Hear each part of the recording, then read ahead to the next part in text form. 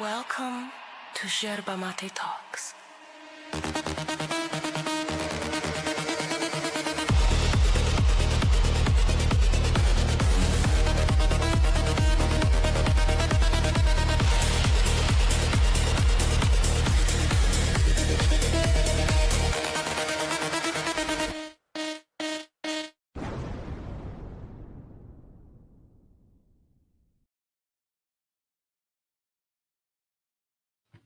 Welcome to the Aftershow. I am Max. This is Yerba Talks. The cat ran away from me as soon as he heard I was playing the intro. Ran away and hid under the bed. Oh, there he is. Come here. Come here. You have a contract with me, you freaking feline. All right, let's go again. Welcome to the Aftershow. I am Max. This is Cat, also known as El Gato.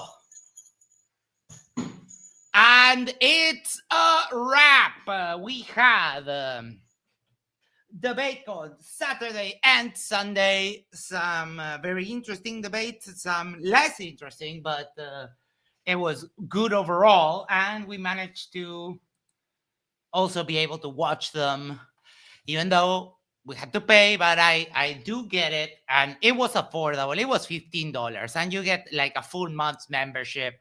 The people that were complaining about paying for it are just literally insane. All right. We are going to do that and pin it. Before we dive right in, make sure to do the social thing is like, share, subscribe, send this to a friend, send this to your significant other, go to the corner, yes, the corner of your street, and you'll subscribe to Yerba Talks. And that way we can share the love for the channel. All right. Like yesterday, we are doing the inverse order. And yes, this is a bit early because I thought it would go longer, but it didn't. And as you know, the after show time is always tentative. Sometimes they start very late. Sometimes they start a little bit more early. Tay says, how bad was the one with Rachel and Craig? I think it was good. We'll talk about that one in a little bit. The first one I'd like to discuss is Richard Carrier versus Andrew Wilson. And as a summary, it happened that Andrew Wilson couldn't defend his position. Not at all. Got caught up on the fact that Richard Carrier used the word fascist, and that apparently is super triggering to them, to the Ortho Bros. So they spent a good 45 minutes talking about the definition of fascism and what would be considered fascism and what not. But Richard Carrier's opening was extremely good. He cited a bunch of research, which is readily accessible. I checked out a few and I have them on my reading list for future reference. And he made the argument that secular humanism strives to make evidence-based decisions rather than decisions guided by superstition, interpretations of holy books, etc. And even though Andrew tried his one and only strategy to try and get out of that, but it's my preference, it didn't work. It didn't work because the argument is not about preferences. It's that evidence and reason dictate the decisions that we take. And that is the biggest strength of the secular humanist position, that yes, we can change our propositions based on new evidence. So that is, I think it was a huge win for opening wise. And then Andrew, of course, he didn't have an opening, went straight into rebuttals, and as you've heard me say regularly here, that's the only open uninterrupted time you have to lay out your case as to why your position is better. So going straight into rebuttal is just a waste. It's just a bad debate tactic. Andrew got caught up, basically repeated his whole thing. Oh, but it's just your preference, and the bullshit about the birth rates. And I think it was one of the worst debate performances I've ever seen from Andrew. So I think that it was very uneven in the openings already. Then Andrew tried some of his regular tactics, which are just diversions, like, for example, getting caught into the whole preference nonsense. So I think Richard did very well in not even getting caught up in that. So very well. I wasn't too impressed with Richard yesterday because I don't the multiverse idea doesn't really resonate with me at all. I think the moment to talk about any kind of multiverse or potential additional universes after we have actually confirmed they exist. Otherwise, it's just an exercise in hypotheticals. So I don't jive with that too much. But today was so much better. I really liked Richard's argumentation, and you could see that he was doing great, because even in half of Richard's opening, the ortho fans were already calling victory, and Andrew hadn't even spoken yet. So when they get that knee-jerk reaction to just call victory without any kind of warrant, without even the position, the argument for Christianity even being laid out, that it's going well for the opposing position. In the open discussion, as I mentioned, we got a little bit caught up in like a good 45 minutes in the definition and the application of the definition of fascism. I think that was just a diversion tactic, because I really do think that Andrew knew he was way outmatched in this. Richard Carrier is an excellent speaker and also have a pretty solid argument for his position today. Has anyone heard from DP lately? I actually messaged him a couple of days ago, and I still haven't heard back. If he does, I will let you guys know. But thank you for asking, though. We really do miss DP, don't we? Yes.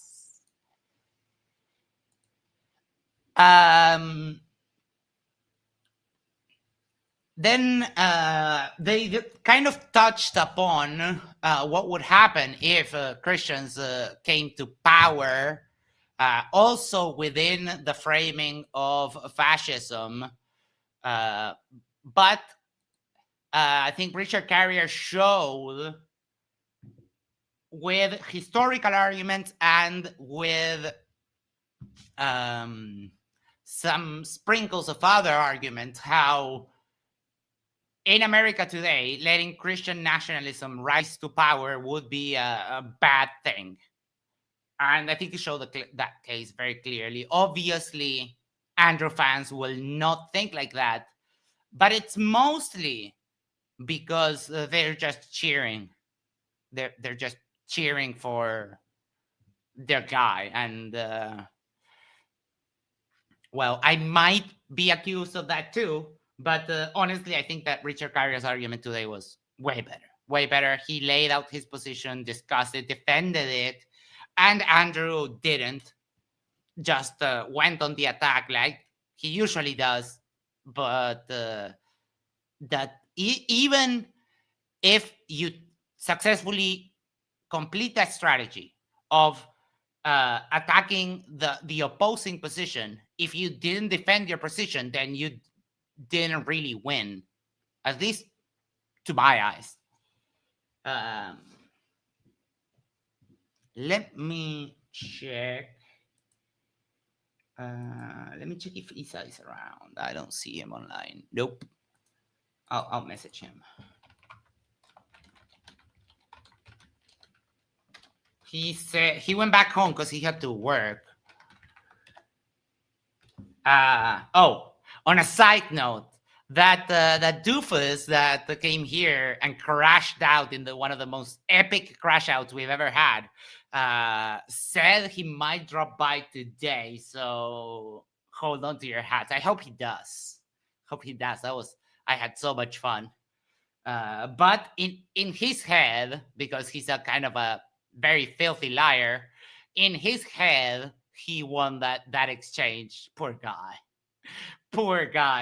But some of the opinions that Drew espoused tonight is that democracy is bad, and that not everyone should vote, and that education is bad. All of the cliches. Like he's the father-daughter team. No. We had a sort of a bit more of an epic crash out yesterday in the after show itself. So his name, you might have seen him. He's usually sends super chat to MDD. Big Lick Drew. Very, very dumb. Very, very dumb. Hey, it's Dark Out says, Max, when Andrew says preference, he's substituting that word when he should be using subjective. Correct. He's being reductionist and also incorrect because it's not my subjective, it's not my preference only, it's our collective intersubjective preferences, which you might say that I mean, some of the dummies here in the argument were saying that democracy is oppression. That's how dumb these people are. Democracy is not oppression. It's a rule by the majority, sure, but it's the fairest system that we've had. It beats authoritarianism, it beats monarchy, and it beats just about any other system that you can probably think of, political system. So the good thing is that even if you choose a bad leader, like, for example, let's not do America, let's say Bolsonaro in the previous election cycle in Brazil, who literally tried to execute a coup in order to remain in power. The good thing about democracy is that even if you choose a very despot and mean leader, it's a finite amount. But they, like, seriously, these people do not value that in any kind of way. They will gladly advocate for this idea of the benevolent leader or benevolent tyrant. Like, yeah, that never goes well, ever. Because when you have power, I mean, there's this old saying that power corrupts and absolute power corrupts absolutely. So, yeah, it's never a good idea to have unfettered power. Oh, look, we have the derplings already coming on. Sunday morning cartoon voice. Never mind anything that I'm saying. Never mind my arguments. Just like, he has a thin voice. Have fun with the derpling. Hey, it's Dark Out. In your subjective moral, you can think harming someone is fine. Unfortunately for you, the collective society is going to put you behind bars. Correct. Yeah. And in general, we don't go by the singular preferences of one individual. We go by our collective preferences, which entails that there are some things that it's a give and take. Sometimes you have to see, sometimes you do get your way, and sometimes you don't, and it's fine because we have mechanisms to enact reforms, right? So you're not locked in to being the underdog. You can campaign, you can, within the boundaries of the law and the system, you can work to have your way. And I think that is the best way to continue with that. But honestly, the amount of comments in the chat about how they don't view democracy as any kind of they don't attribute any kind of value to democracy. It's astonishing. It's astonishing that America, one of the pillars of democracy worldwide, is now plagued by this bunch of people that do not value the system that has been the best for pretty much everyone in the world. The best countries are democratic countries. Does it have some kinds of flaws? Yes, we just mentioned. We just mentioned that there is a give and take, but I think that is the strength of the system and not the weakness. Hey, it's dark out. I think our morals also come from learned traits, maybe evolution, if that makes sense as well. Yes, morality, and we can see this in animals.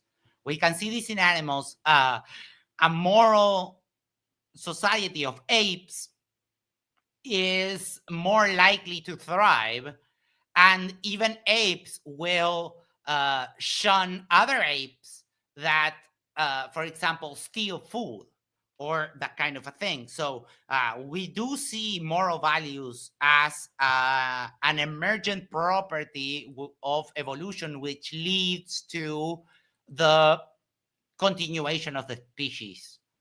Yes, and it is generally locked into the in-group, whether it is my group of monkeys that we kind of banded together, my lion, my pride, or us as a human species.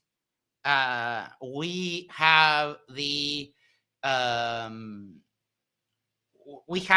abstraction necessary to be able to extend our morality beyond the in-group, beyond the closest of relatives to us.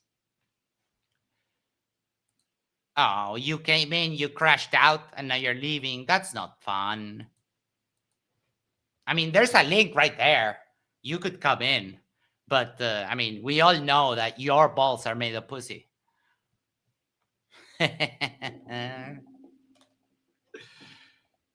So, it was very interesting. It was nice, actually, and I do have to give props to Andrew. It was nice of Andrew to have an actual debate and not his performative bullshit.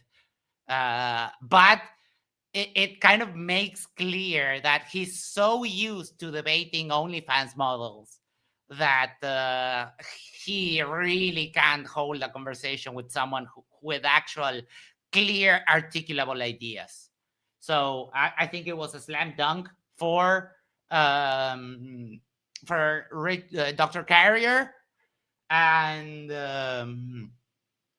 yeah, I mean, he tried his best, floundered a little bit, but yeah, he tried. It was, at least it wasn't that performative. He wasn't calling people names and yada yada. That is one of my three-pronged arguments. If morals comes from God, says, hey, it's dark out, they are subjective by default. I hate the objective morals debate. Yes, because they are wrong in 3 points. Number one, if it comes from the mind of God, they are definitionally subjective. So that's why it's number one, because it's the biggest. Number two, the morals of God change within the Bible itself. So they are not unchanging, therefore not objective.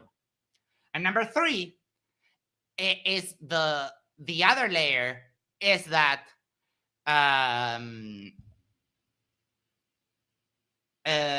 Christians do not follow the morality of the Bible, which is very fun and very entertaining to watch them flounder. If you want to see an example of a Christian not understanding a three-pronged argument with very simple argumentation, go watch the debate, the after show for yesterday. Yeah. They do not follow the morality of the Bible because it's a new covenant. They also don't read the Bible because God says over and over and over, you're meant to keep the law forever. And because then you have some fucking bald guy who fell off a horse and hit his head and started hallucinating Jesus, thinks that he has the authority to come and say, no,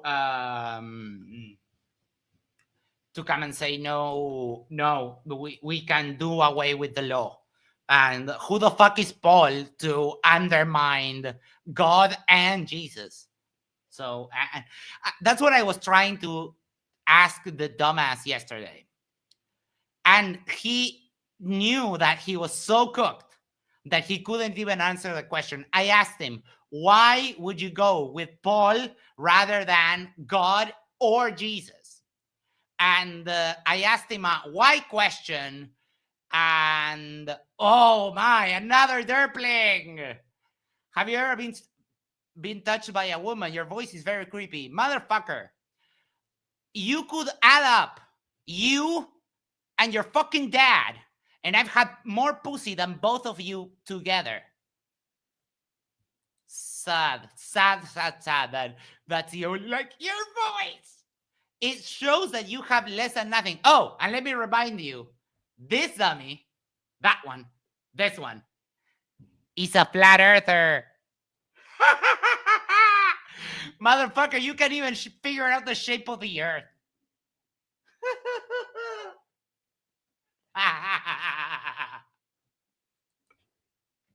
You know that you could click the link right now and come tell it to my face, but another one whose balls are made of pussy, and all you do is yap.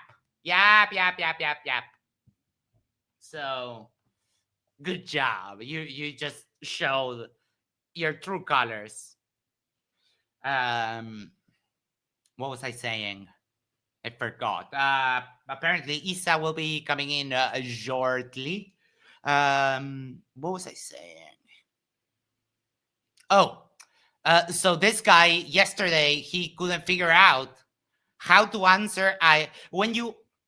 Let's do a basic English lesson. When someone asks you why, right? The first word on the answer to the question has to be because.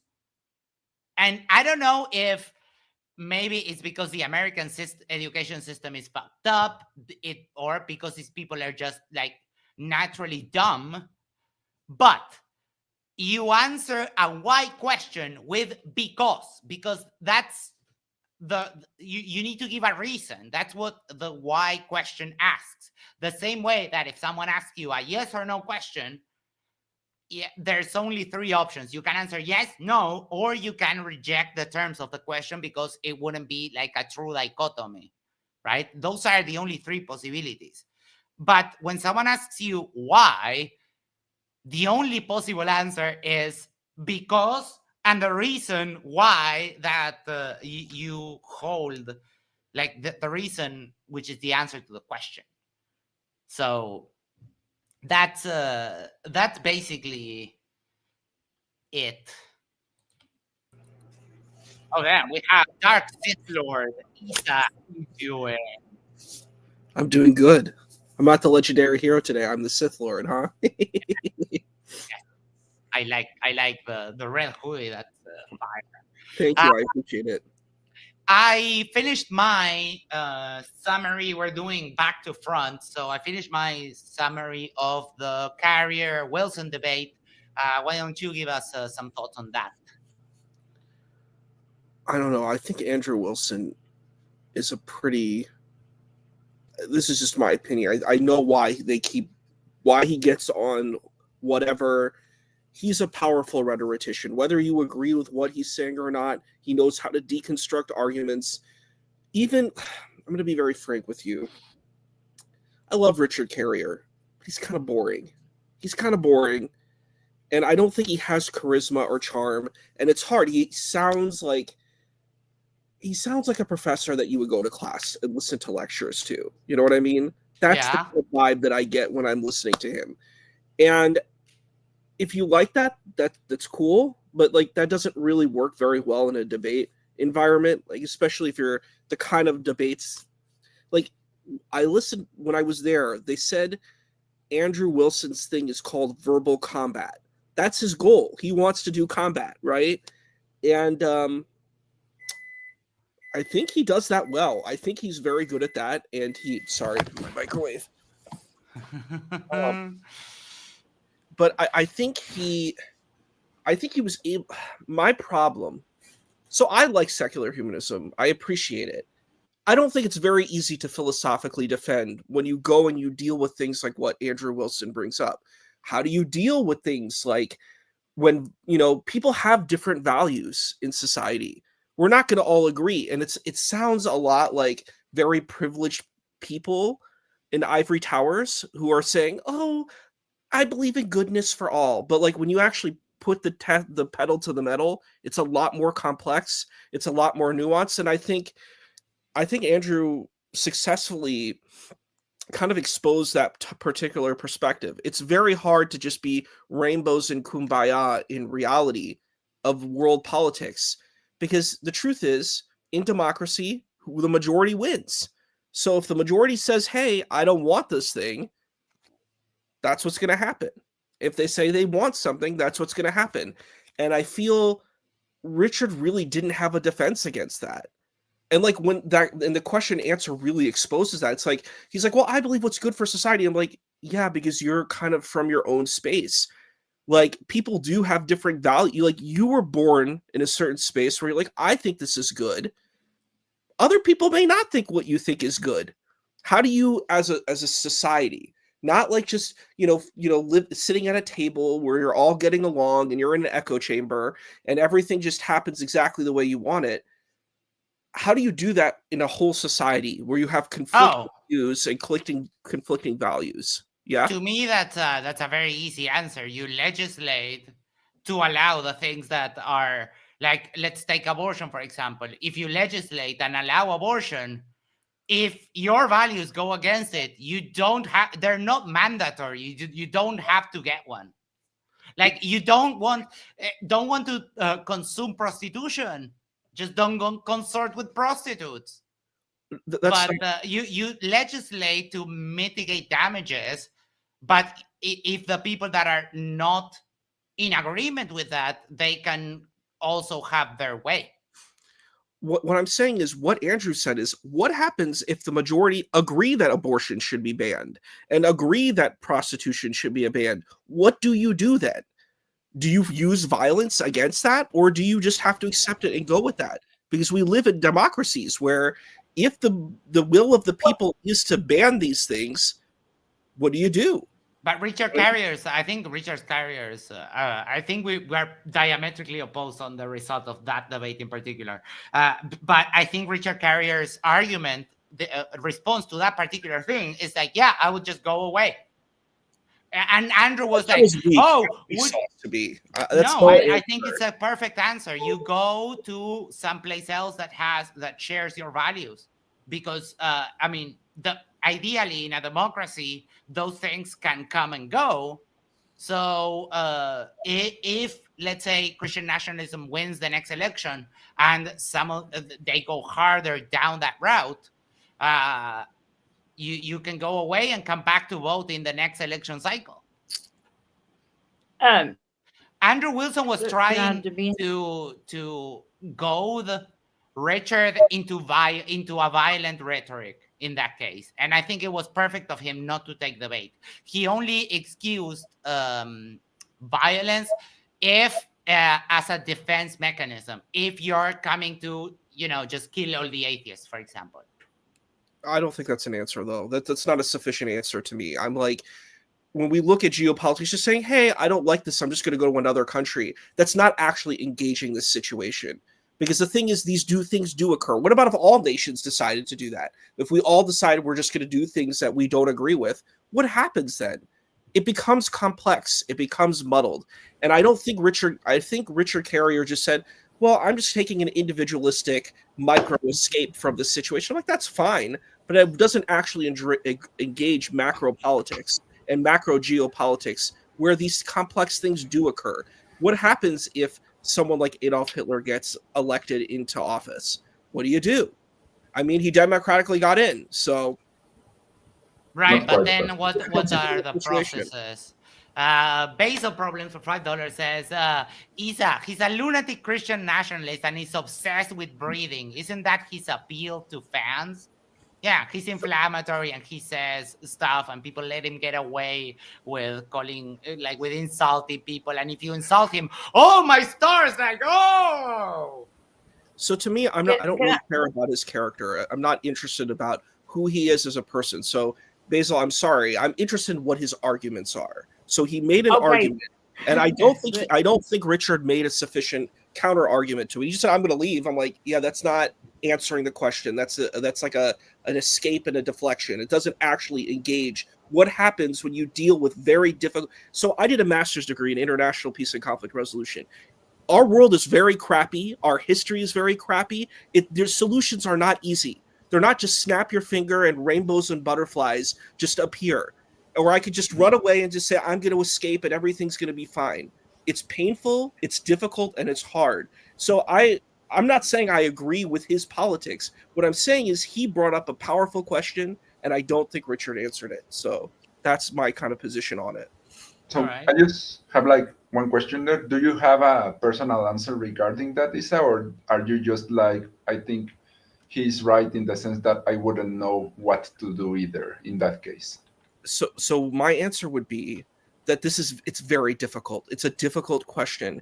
I don't know if I would necessarily have a great answer on the spot, but what I'm saying is what he's doing is he's poking holes at this type of situation. What I would say in general is there's a model called multi-track diplomacy. So you use different types of mechanisms to engage with certain things. So I think might is not right. I think military might is not the right way. I think you should use soft power. You should use diplomacy. These would be the type of mechanisms I would use. I think democracy is not the best system. It's just the system that we have right now. I think there's probably much better systems that exist because you do have these problems. What happens when the majority really doesn't care about minorities? And they don't have the minorities' rights in mind, and they just care about their own values. Well, it's difficult. You're going to have to figure out a system that protects minority rights. Maybe you have certain constitutional amendments that support minorities. That's one thing you could do, but it's not an easy situation. And that's what I think it's hard when you have these idealist perspectives and you try to come and you go with the person who's doing verbal combat and you think you're just going to come out and you're going to look good after that. I don't think it works. So I kind of agree with you there. I think though, like the way I well, it's easy to say here, right? But the way I would try to handle it, it's like saying, okay, yes, that is a risk that we run in democracies, right? Like you said, the majority can vote against for something morally abhorrent that we would consider morally abhorrent. That is a possibility, but what is the alternative then? That instead of most people deciding it, just one despot decides it? Like I would turn the question back on him, like saying, okay, yes, there are definitely these caveats that we have to recognize and we have to be prepared for, but what is your alternative then? Do you even have an alternative, or are you just trying here to poke holes and criticize something without really having a solution? Yeah, I hear that. I think you need to be kind of a witty rhetorician in some of these places, but that's what he's good at doing. He knows how to deconstruct and make these things, and they're very good at knowing this type of stuff because, again, a lot of progressives and leftists know ideals. They don't know how to defend when you have like a conservative who's like, oh yeah, you're just nice kumbaya, rainbows and butterflies. What do you do when crap hits the fan? How do you handle difficult situations? What do you do? Are you going to be rainbows and butterflies, or are you going to turn into, you're going to become RoboCop? What's exactly going to happen? Right. What are you going to do? And I think that's a good question to ask. I think it's a fair question. Yeah, me, for example, I would say, Do- I think that's like the strategy for those kind of questions, right? Just as like when they bring up moral subjectivity to atheists, I think it's important to recognize, yes, there's a degree of moral subjectivity, but in this situation, for example, I think I would say something like again, yes, that's a possibility, but what do we do then in that case? Well, we try through the most to legal means, basically, or through legal means, to convince the majority that where they're going is not actually where they want to go. If they're going for some policy that they think it's going to have X result, we try and demonstrate why that policy is not going to have that result. Maybe in the real world it's not that easy, and maybe it entrenches them more, but the answer is basically just we try as best as we can to convince them. If we fail, well, yeah, we failed. But that doesn't mean you descend as well into anarchy and try to do violence, right? Maybe sometimes that will happen, but it's not like the ideal case that we would try. And one thing I would say, Isa, do you think Andrew defended the Christianity today?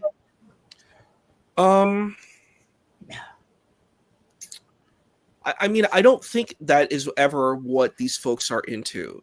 I know. What all they're interested in doing, and that's how they win, is they deconstruct the other. Yeah, but you don't win. That's the difference that we have in the thought of there, is that if you don't defend your position, then you don't win. So what they're doing is they're saying, look, what he did say is he said we're consistent.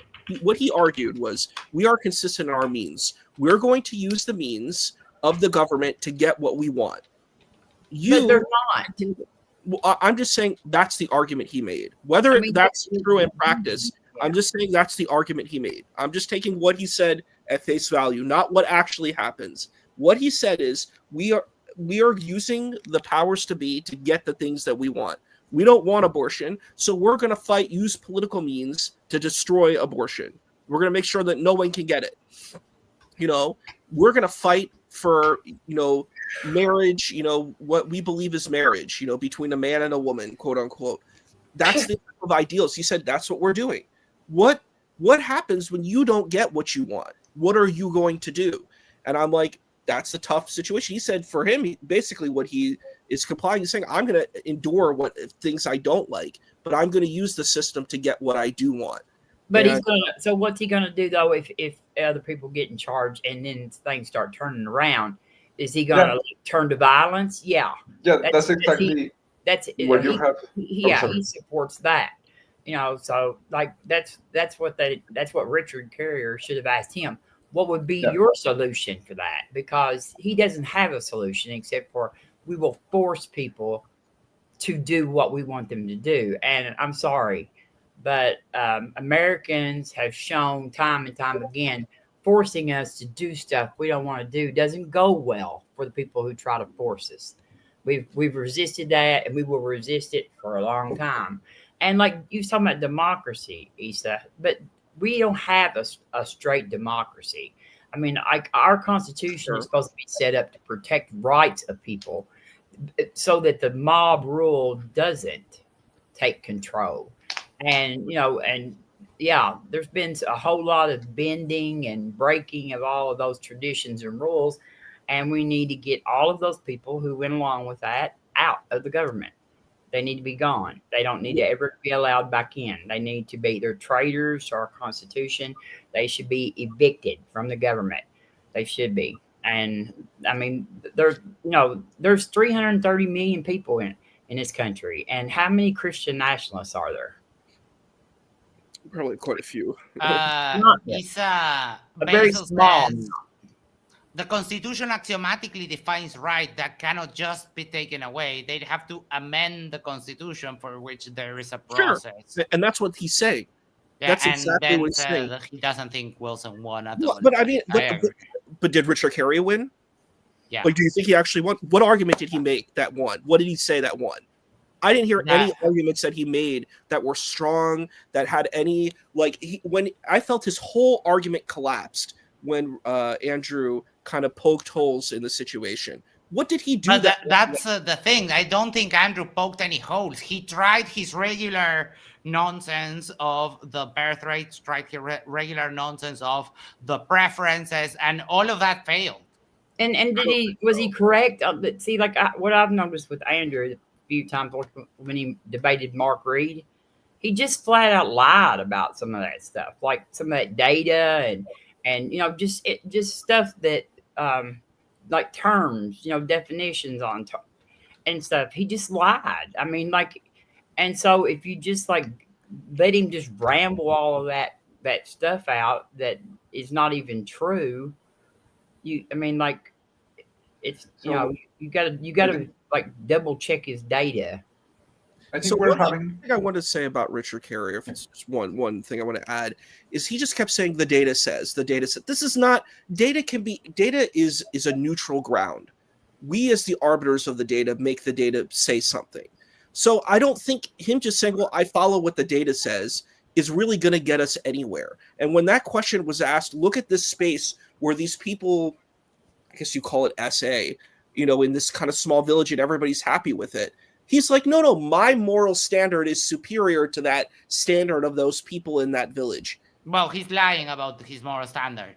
I've given the argument like many times. Yeah. I mean, that was what I got into with this guy. They have no fucking clue. He just flat out lies. He says, "Oh, Christians have always had the same morality." That is just a bold-faced lie. It changes within the pages of the Bible itself. Do you want me to respond to that, or are you just going to make claims? I'm sorry. I want to say one last thing to address. Well, we're gonna finish this, and I'll get to you in just a moment. Just pray for some patience, dummy. I'll pray for you. Pray for some patience, stupid. Oh, I wanted to say one last thing to Alejandro. I have an alternative view? I said Star Trek actually offers many different kinds of government options that people could use. So, I mean, you could use one of those options as a superior mode to democracy. We like things that we're used to. So we're very used to democracy. I definitely think there are superior systems. I think like, for example, you could take like the council approach of the Organians within Star Trek, where they have an equal council of elders that help decide the choices, and people trust in those councils of elders because they have wisdom and understanding more than, How are the elders chosen? Well, the thing is, the way that they're chosen is because the society is so advanced. That's what is argued in Star Trek. There's an advanced society that it's just like they're kind of just uplifted. They don't actually. They're beyond their own physical bodies. So that's how advanced they are as a society. So I thought that was so they basically are just kind of like, how can we apply that? Hold on. How can we apply that in a non-fictional way? Yeah, I understand the idea. Okay, yeah. We get the idea from Star Trek. That's fine. Okay, now we need to apply to freaking humans. How are the elders selected? What are their terms? How do we deal with when they make an actual mistake? So what one could do if we were to grant this, I'm just saying this is an alternative. I'm saying there are ideas that are alternative. That was my point. But if we were to grant this particular position, you could take a place like Somalia, where they have a council of elders that decide situations, and the council of elders, and I think a lot of ancient societies did this type of thing. The council of elders are older, they've lived life longer, and their goal is to have the best considerations of their society. So they earned the right to get there. You could call it a meritocracy to a degree. They earned the right by doing certain things for the village or for the society that give them value. And if they do something wrong, the council themselves elect the person out, or they push the person out and reinstate another elder in. So that's just an option of one different society. I already don't like it because what if I'm not good I'm just average and I'm not good enough to be in the council? Then I have no say. Why? Well, but I would say that we don't necessarily have a say here in this society. Like the United States, It doesn't, our votes have certain kinds of value, but ultimately it's like, whatever the political party that's in power is agenda. True. That's what comes in. So it's not really my say. It's I basically say, well, I like one of these political agendas more than the other. And since most of it aligns with where I'm at, I'm not truly fully represented. So maybe these elders, what they say is like, well, they best represent because the village as a whole basically elect or promote these elders to their position. So I mean, I understand how that can work in like a village, but I don't think you can have a council like that. Or how is that council any different than the senators or that kind of stuff? They're not elders, but they kind of fulfill the same role. I would say it's similar, but the thing is, the people who are chosen, it's not just like I ran an election and I got a bunch of votes, And and the point is, people who vote, there are a lot of people who are not allowed to vote, and like people in prison. It was interesting that Richard was like, yeah, I'm okay with that. I'm like, a lot of people are incarcerated for for things that like they smoked weed. They smoked weed a couple times. Now they can't vote anymore. So I'm like, that's pretty well, yeah, but I think that is just an overreaction of the American justice system. The fact that you lose your voting rights. I mean, you shouldn't vote while you're in jail. That's fine. But then when you get out, you go back to society. So it's very unfair that your voting rights get removed just because you committed a felony. I agree. But maybe that's because my country doesn't have that. Like the federal and the state system, we have like one set of laws, and that's pretty much it. Oh my God, that's 3 derplings with 4 if we count this guy. He monitors what I fucking wear for streams. Yeah. Like, dude has nothing else to do that remembers what I wore in the last stream. What a sad existence. You look nice. Right. You look nice. I know. I always look nice. Sorry, I just wanted a quick clarification to ask Isa. When you say democracy, is your idea of democracy like everyone can vote regardless of education level, or is your idea of democracy informed people voting? I mean, I think this is a difficult question. I think that's the problem. That's actually the great question you're asking, Ali, is what even is democracy?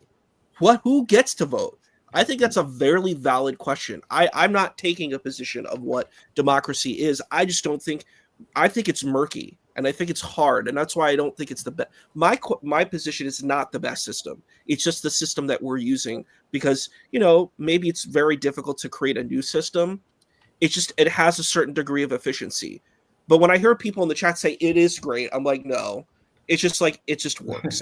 The system that works, and it works for now, and then we'll probably maybe in the future when we become more civilized as humans, we'll have a better system. But so it's not the best system. I agree that as it is, it's really not the best system. But I thought I brought this up in another after show at one point that I think it was Aristotle's. Democracy was like a bad form of government. It was like despective because democracy was everyone votes regardless of how informed they are, how educated they are, and that's like a form of government that is very easy to manipulate because there are a lot of uninformed people. And there was, I don't remember what was the other term he used, but it was kind of like a democracy, but it was when people are actually informed and then they vote. And so I think that would be better.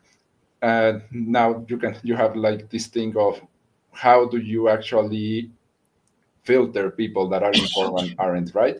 And I have seen something that regardless of how informed you are about a topic or not, we kind of all have a certain degree of knowledge about what sort of questions should someone responsible know, like at least the names of the senators or the candidates, what are their proposals.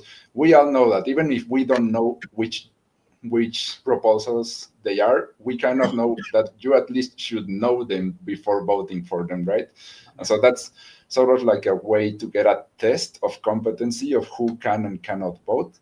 And that's basically. I don't think you need a test. I just think that you need to do, like, I had civics classes in the first years of high school, and that does the trick. All right, we're going to do a brief intermission.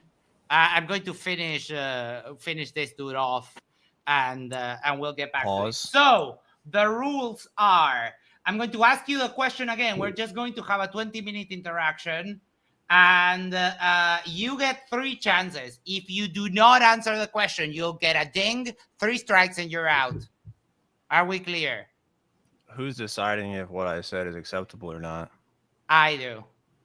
Okay, I mean, that doesn't really seem fair, but it doesn't matter. I don't give a fuck what you think. This is not a democracy. This is my house, bitch. I already told you. Okay. So you don't. Okay. I don't give a fuck about your coping. So the No one's question not on even the saying table. anything. Shut up. The question on the table. That's what I'm talking is, about. Why would you take preference over for Paul over God or Jesus? Okay, so you asked for a scripture that says. I asked for that is your first crash. No, out. it's not. No, I look. asked you Acts, a why listen, question. Acts 50. Stop. I asked you a why question. Why questions get answered starting with the word because. All right. So that's one. What is your do question? You choose? Oh, for fuck's sake! Why I just told you. I don't choose Paul, dude. You do.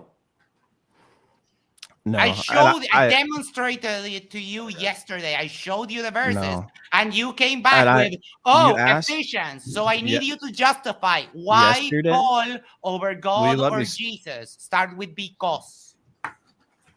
Yeah, okay, well, you don't get to dictate how I answer. I do get to dictate. That's because there are verses that contradict what you're saying. It's not just Paul. Peter said that you don't have to follow the law. And I was going to show you the verse. It's in Acts 15. Okay, what's the authority? That's the same question. It's Peter. What is the authority of It's Peter. Jesus gave Peter the authority. What is the authority of Peter over Jesus? Jesus gave Peter the authority, and like I said, Jesus is God, and God didn't follow the commandments as you said, so it's just teaching through his actions, which I told you before. But you have Jeremiah 31, Acts 15, Acts 10, Jonah 3, Luke 22, Matthew 5, John 12, Luke 18, and when you cite in Matthew 17 through 20, Jesus said that he fulfilled the law. He said you will obey the law until it's fulfilled, and he fulfilled the law. He fulfilled the ceremonial law and the civil law. And it was completed, and it's no longer followed. No, that is the interpretation of the Bible. You have no idea what you're talking about. Stop. when you go drive in your car and you fulfill the law of wearing your seatbelt. That's a false equivalence. Stop. That's a false. Let me finish the question, dumb. I heard you say it yesterday. It's a false equivalence. Vote for patience. It's not a false equivalence. When you false equivalence. Fulfill the law of wearing your seatbelt. Does that mean that you can take it off then? It's not. It's a false equivalence. Why? It's a pretty good analogy. You're lying. Because everyone mute up, please. In Luke, let me find some. I asked you why questions are answered. I'm going to tell you. Just listen. Just listen. Why questions are answered? Luke chapter 22, verse 20. Give a fuck.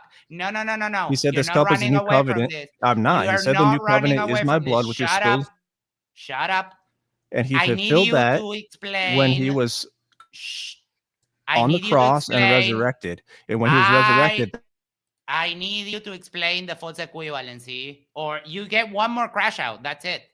Oh, he left. Ran away. Sorry, guys. These people are hilariously dumb. Like, false equivalence. Explain it. I need you to explain the false equivalency. You don't need to preach to me. We've already established I know the Bible more than you. Sorry, can everyone hear me?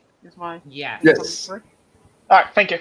Just want to toss that. I have nothing more to add for now. All right. Next. Any other thing from the Carrier-Wilson debate? I think we've covered it enough. Then the previous one to that was Javad Hashmi versus Apostate Prophet. I was really impressed with Javad. He is knowledgeable, and I think his argument was very good.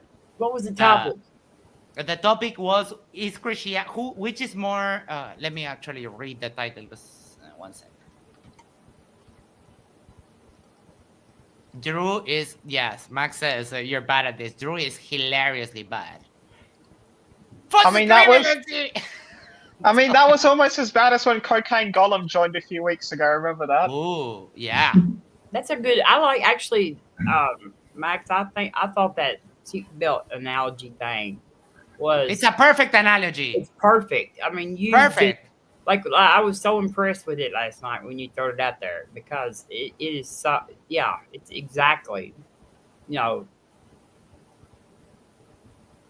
Analogies can't be the same, but yeah, it's damn close. It reflects, like, if you fulfill the law, it doesn't mean that you can just, like, if you complete the law, it doesn't mean that you can just discard it. Or even let's just take them at their word, right? They fulfill the law, okay, but Jesus didn't specify which law, so does that mean you don't need to follow the 10 Commandments either now? So what does fulfill the law mean? That's kind of thing. And they would say, oh no, the 10 Commandments, they're the best. So they're like admitting to cherry picking, but yeah, Drew is just a very dumb simpleton. Yeah, I mean, so the next one was, which is more violent, Islam or Christianity? Isa, how did you like this one? Well, I'm not very impressed with Muslim debaters in general. I don't think that I've watched his other debates. I don't think he was accountable about the Muslim side. He tries to say, well, look at all these problems of Christianity. And then his first opening, he basically concedes. He says, look, I think it's neither. I think they're neutral. Then I'm like, why are you having this debate? And AP calls it out, and he's right. You say that neither of them are more violent. So why did you choose this topic, bro? You can't win. That's your position. So he basically spent his whole time poking holes and telling us how bad, Christian empires were. I'm like, dude, it was the age of empires. They're all bad. None of them were good. These people went and stole people's stuff and killed people. They weren't good people. You know what I mean? But age of empires was a horrible time. But I think that the argument of comparing scripture to scripture and because AP was more referring to doctrine and he was referring to pure scripture. I think that was an interesting try. I was very impressed with Javad on this one, I gotta say. Dude, you're quoting Hebrew script. He's quoting Hebrew scriptures. I'm like, Christians don't believe in the Hebrew. The Hebrew scriptures are a tool to show that Jesus is the big dude. That's the purpose of the Hebrew scriptures for Christians. It's not. It doesn't go beyond that. It's just stories. It's stories to non-Jewish people.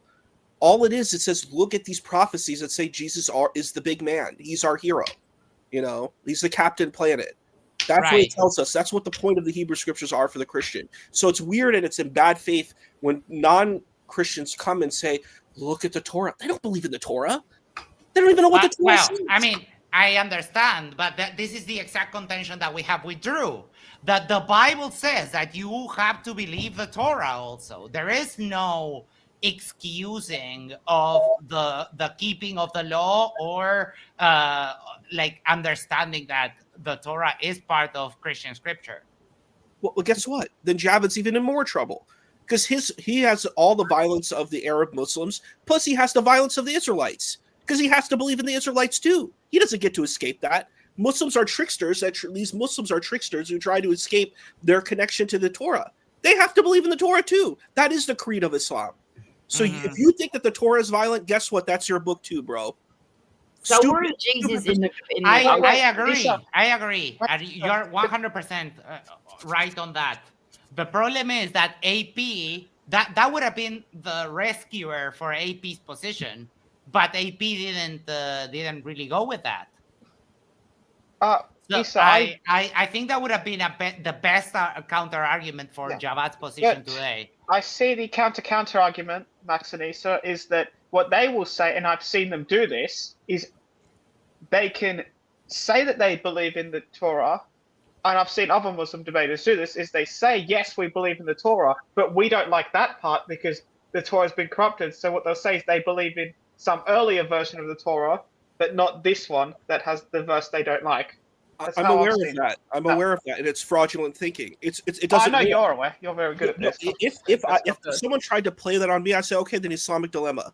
Then you have to face the Islamic dilemma, and you're in trouble. So Yeah. if they do that, they lose. It's a losing argument. It's not a good counter argument. It's a loss. Okay, you say there's a Torah that existed. Where is it? Show me. Mhm. You don't have it. It doesn't exist. So I don't think you're Javad. lying. I would like to see what Jawad's rebuttal to the Islamic dilemma would be. Max for $5 says "Cry in silence, Drew," and then Peso for $2 says "Drew, I'll still pray for you." What I would like to know though is where's Jesus where's Jesus in the Old Testament? Like, Oh, that's a great question. I mean, like that's what I'm trying to figure. What's his name? It's Jeremiah, who is kind of the archetype for Jesus, right? Isa? The Emmanuel is what they refer. They say that's Jesus, but No, wait, no, but no. He shall be called Emmanuel. But that talks about, as far as I know, what I got from Justin is that verse is talking about in the Babylonian exile. It's talking about a woman who is already pregnant. I don't remember the exact word. No, I totally get that. I'm just saying that's a Christian argument. Okay, I'm not I know, but correct, right? No, but then there is I think it's Jeremiah, or it's one of the prophets with the J that is sort of taken like the proto figure of the Joshua, the proto figure of the symbol of Jesus, right? That's correct. Joshua is. That's right. But like most biblical scholars of the Old Testament do not think that Jesus is mentioned in the Old Testament. Like Christians are inserting Jesus even into the story of Adam and Eve in some way. I've heard them do that even. You know what I mean? Like, I guess he was on the Magic Zoo boat and everything. But, like, he's not in their book. That's like there is a Savior mentioned in that book. But he was not supposed to come back and be crucified for our sins. He was supposed to come back and raise up an army to defeat and run the Romans out of their homeland. And then, everything, set up everything. He wasn't supposed to be the Son of God even. That wasn't anything. I mean, like, and that's where Max is right. They follow Paul. They worship Paul. They listen to Paul. I agree with you 100%. I came to that realization by speaking with Drew that modern Christianity just seems to be not directly, but it seems to be like Paul worshiping in an indirect way. That's what they kind of actually practice. In what part of the Bible is homosexuality mentioned? Yeah, just in the Romans Old and Leviticus. I think Leviticus, and I think there's also a condemnation of homosexuality in Romans. I will just get the verse. I would actually rebut that and say there is no concept of homosexuality. What the concept of is lewd acts. So sexual acts of men and men sleeping together, but that's not what homosexuality is. Anybody who understands LGBTQIA plus knows that's not what that is. Right. I know that part. But, Yeah, and then origin. Where do they finish up? Isa, sorry. Where do they get the where do they get the idea that homosexuality or whatever is wrong?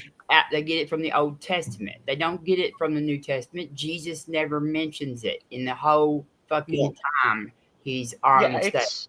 Paul does. Paul brings it up in like Romans. Yeah, in Romans 21, 26, 27. I just looked it up. It's Paul's position. That's fine. It is Paul's position. And Paul is an extremely significant character, and I think most of the laws and rules do come from him.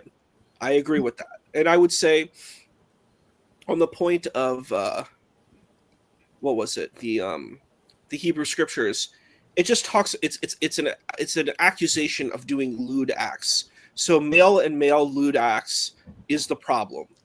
Because they have, but it also extends to like heterosexual acts like oral and masturbation and straight anal sex. Like the sodomy definition is way broader because they thought that they kind of had guilt over the pleasure of sex. You weren't supposed to like enjoy it. It was meant to Yeah. reproduce.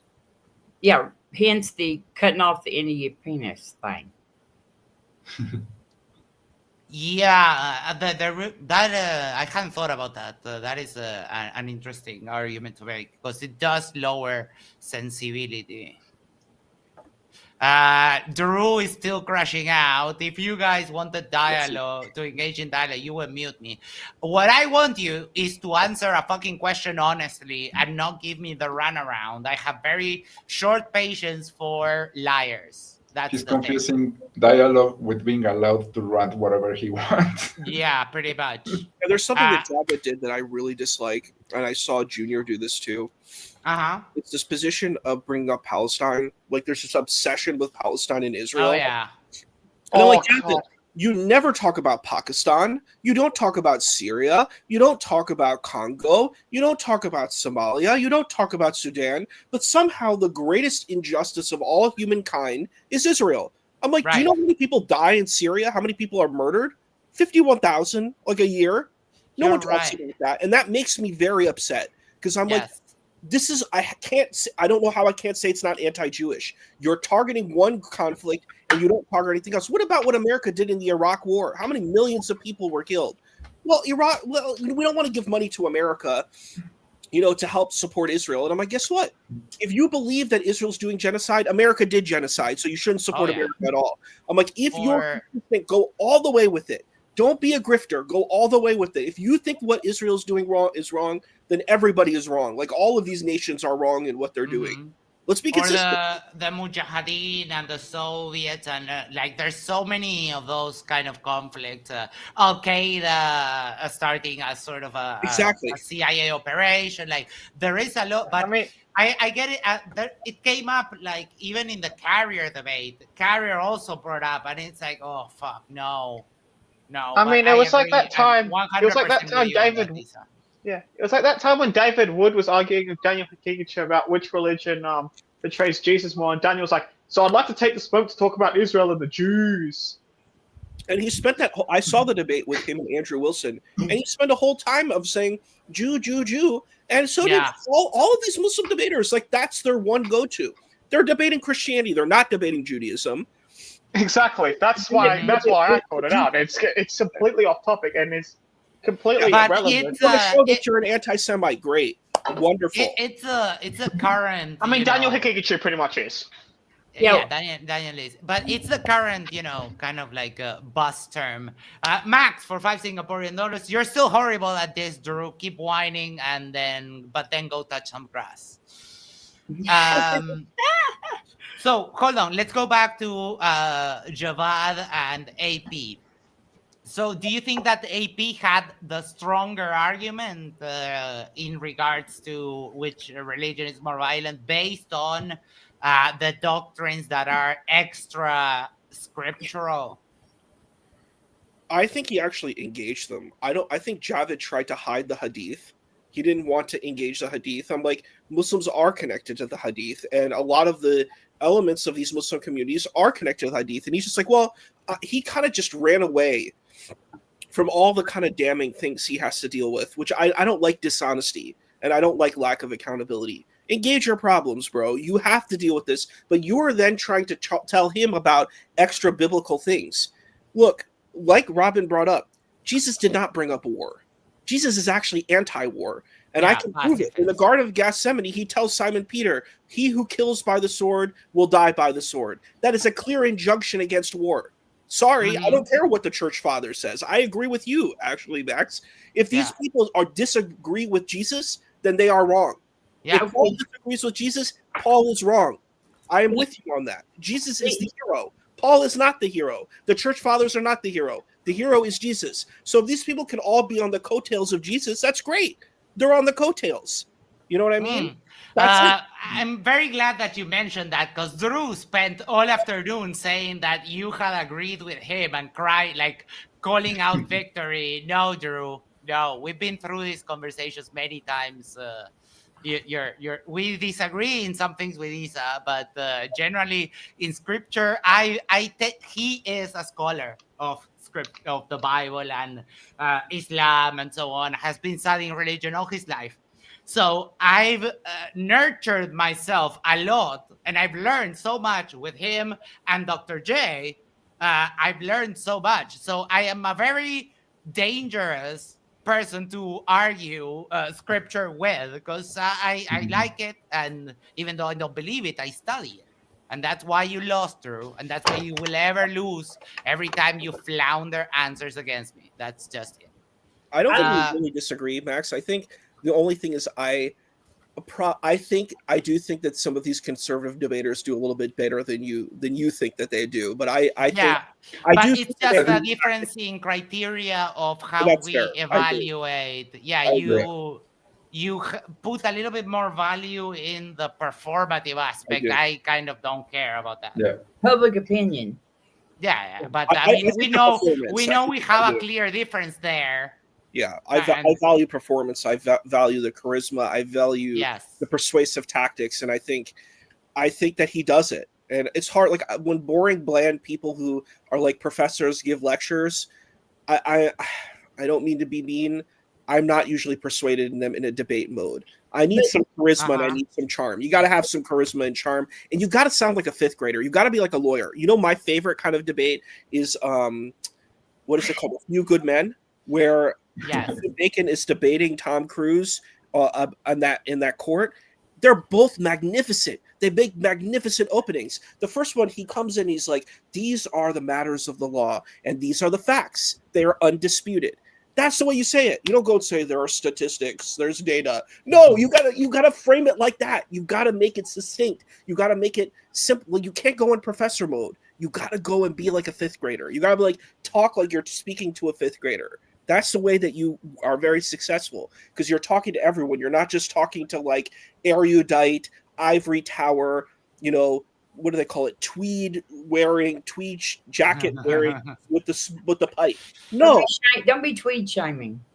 Oh, I got a tweet shame. If you're not preaching to everyone, you're just preaching to people in the ivory tower. I was in the ivory tower. I hate it. I hate when people talk like that. I hate books that are written like that. They really, I can't stand it. I think Max probably is like me though, that he kind of likes the traditional style of debate, where you actually made points and responded with intelligent, coherent statements, and you can be flowery, but you can't be like Wilson. And I put a little bit like a sprinkle of humor, but I value more the performance. For example, when you've seen me like be extremely over the top when we are reviewing videos, I think putting in the performance there is great. But when we are having like a debate, which is supposed to be an intellectual discussion, and I had this talk with Ben Thorpe. He was like, "Oh, you're pretending that men don't have emotions." It's like, well, no, I think that you should locate your emotions where they go. Here, we're trying to have a debate. This is an intellectual discussion, not a performative and not an emotional one. So maybe if you can't have a debate without being emotional, then maybe you shouldn't debate. Like this is like the pro wrestling version of debate, and it kind of it's destroying the debate realm in a way, because people think that that's the way a debate is actually supposed to be held. And it is supposed to be an intellectual conversation, but that's not always exciting, I guess. But like Charlie won't be named. I mean, like he did not make points like that right there either. And I think that's the way that Andrew, and I didn't watch AP. I really liked AP until he decided he had to go to Christianity. I don't know what's wrong with him, but no, I like him still. But I would say that neither one of them have been peaceful religions. Well, I don't think Jesus even taught Christianity. That would be my contention. I don't think he was a Christian who taught Christianity. I think this is socialism. Huh? Yeah, I would say it's closer to that. I would say he was a mystical Jew. He was a mystical Jew that taught mystical Judaism. But let me arguing against the hardcore fundamentalism and the overinterpretation. Like, for example, if on the Sabbath you have someone that is dying, just because it's a Sabbath, you shouldn't not save them. Like, save them. That God will not punish you for breaking the Sabbath when you're saving a life and that That's kind correct. of a thing. That's correct.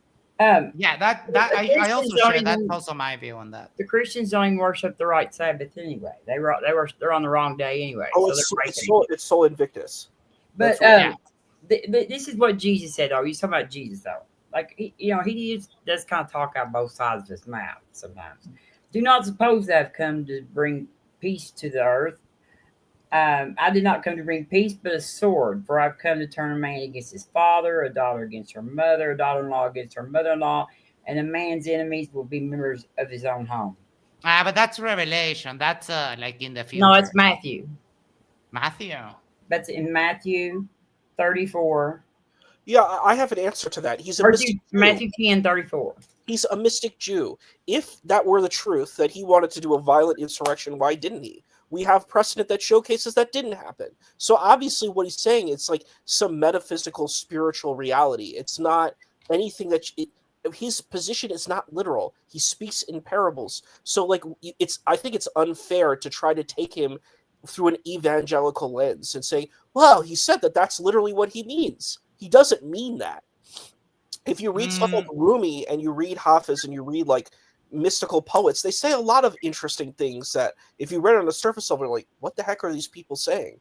But you have to understand these are spiritualists. They're coming from a mystical, spiritual point of view. They're not coming from a literalist point of view. So if it were true, if we grant that is true, then why didn't he do a violent insurrection against Rome? The dude is the son of God. He has the power, right? He could send lightning to destroy the Romans. He didn't do that. So like, can you repeat the verse to me? Because I need to refresh my memory on that one. Matthew 10:34. 10:34. Okay.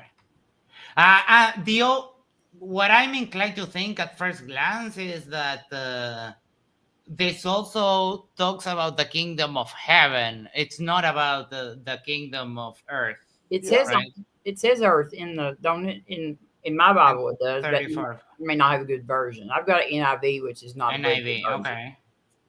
I do not suppose I come to bring peace to the earth. I did not come to bear a sword, or I come to turn. Yeah. Anyone who loves their father more than me is not worthy of me. This is the I mean, I don't necessarily think that he means violence either. I think that he's saying that there'll be divisions among families and stuff. I think that's fair. I think it's a much better interpretation. Yeah, but it's division. Like, it's still division. Like, it's still not peace. You know what I mean? Like, anytime that your enemies are in your own home, that's not peace. I hear you. I don't know, but all I can think of is that whichever one of them is the most violent, then guess what? The other one, you're second. That's all I can say. You know what I mean? Like, so they can battle over who's number one or who's number two, but they're still 1 and 2. 1 second. I'll save this to ask Dr. J. This is okay, Matthew. It's a little bit later, so we have a bit more higher Christology than Mark. So maybe that's kind of like where the difference is. But I'll have to remember, because I do remember the part of Revelation where remember we had a guy, Isa, an airplane that used to come crash out, called Christ Brings a Sword. I do. Yeah, he was fun. Him. I remember he was him. fun. So in the frame, I think that in the framing, and you're right, the caveats are there that Javad ignored the hadith and some of the other stuff, but in the framing of his argument, comparing scripture by scripture, also with the caveat that Javad can't just dismiss, which kind of undoes his argument, but AP didn't apply that. They didn't, I mean, rebut it that way. I think it was a fair, interesting argument. Javad, as you said, he's a progressive, like American Muslim, right? Yeah, Yeah. He doesn't like and AP doesn't want to go scripture by scripture because AP's like a baby Christian. True. I mean, He's not really allowed. He's a catechumen yet, so he's not really allowed. He has David, like pointing stuff out and stuff, but he's not studied like the scripture enough to really probably be debating scripture by scripture, especially like if you get with somebody that knows any of the context of a lot of the scripture. So, but that other guy probably wouldn't know all that about the Bible either.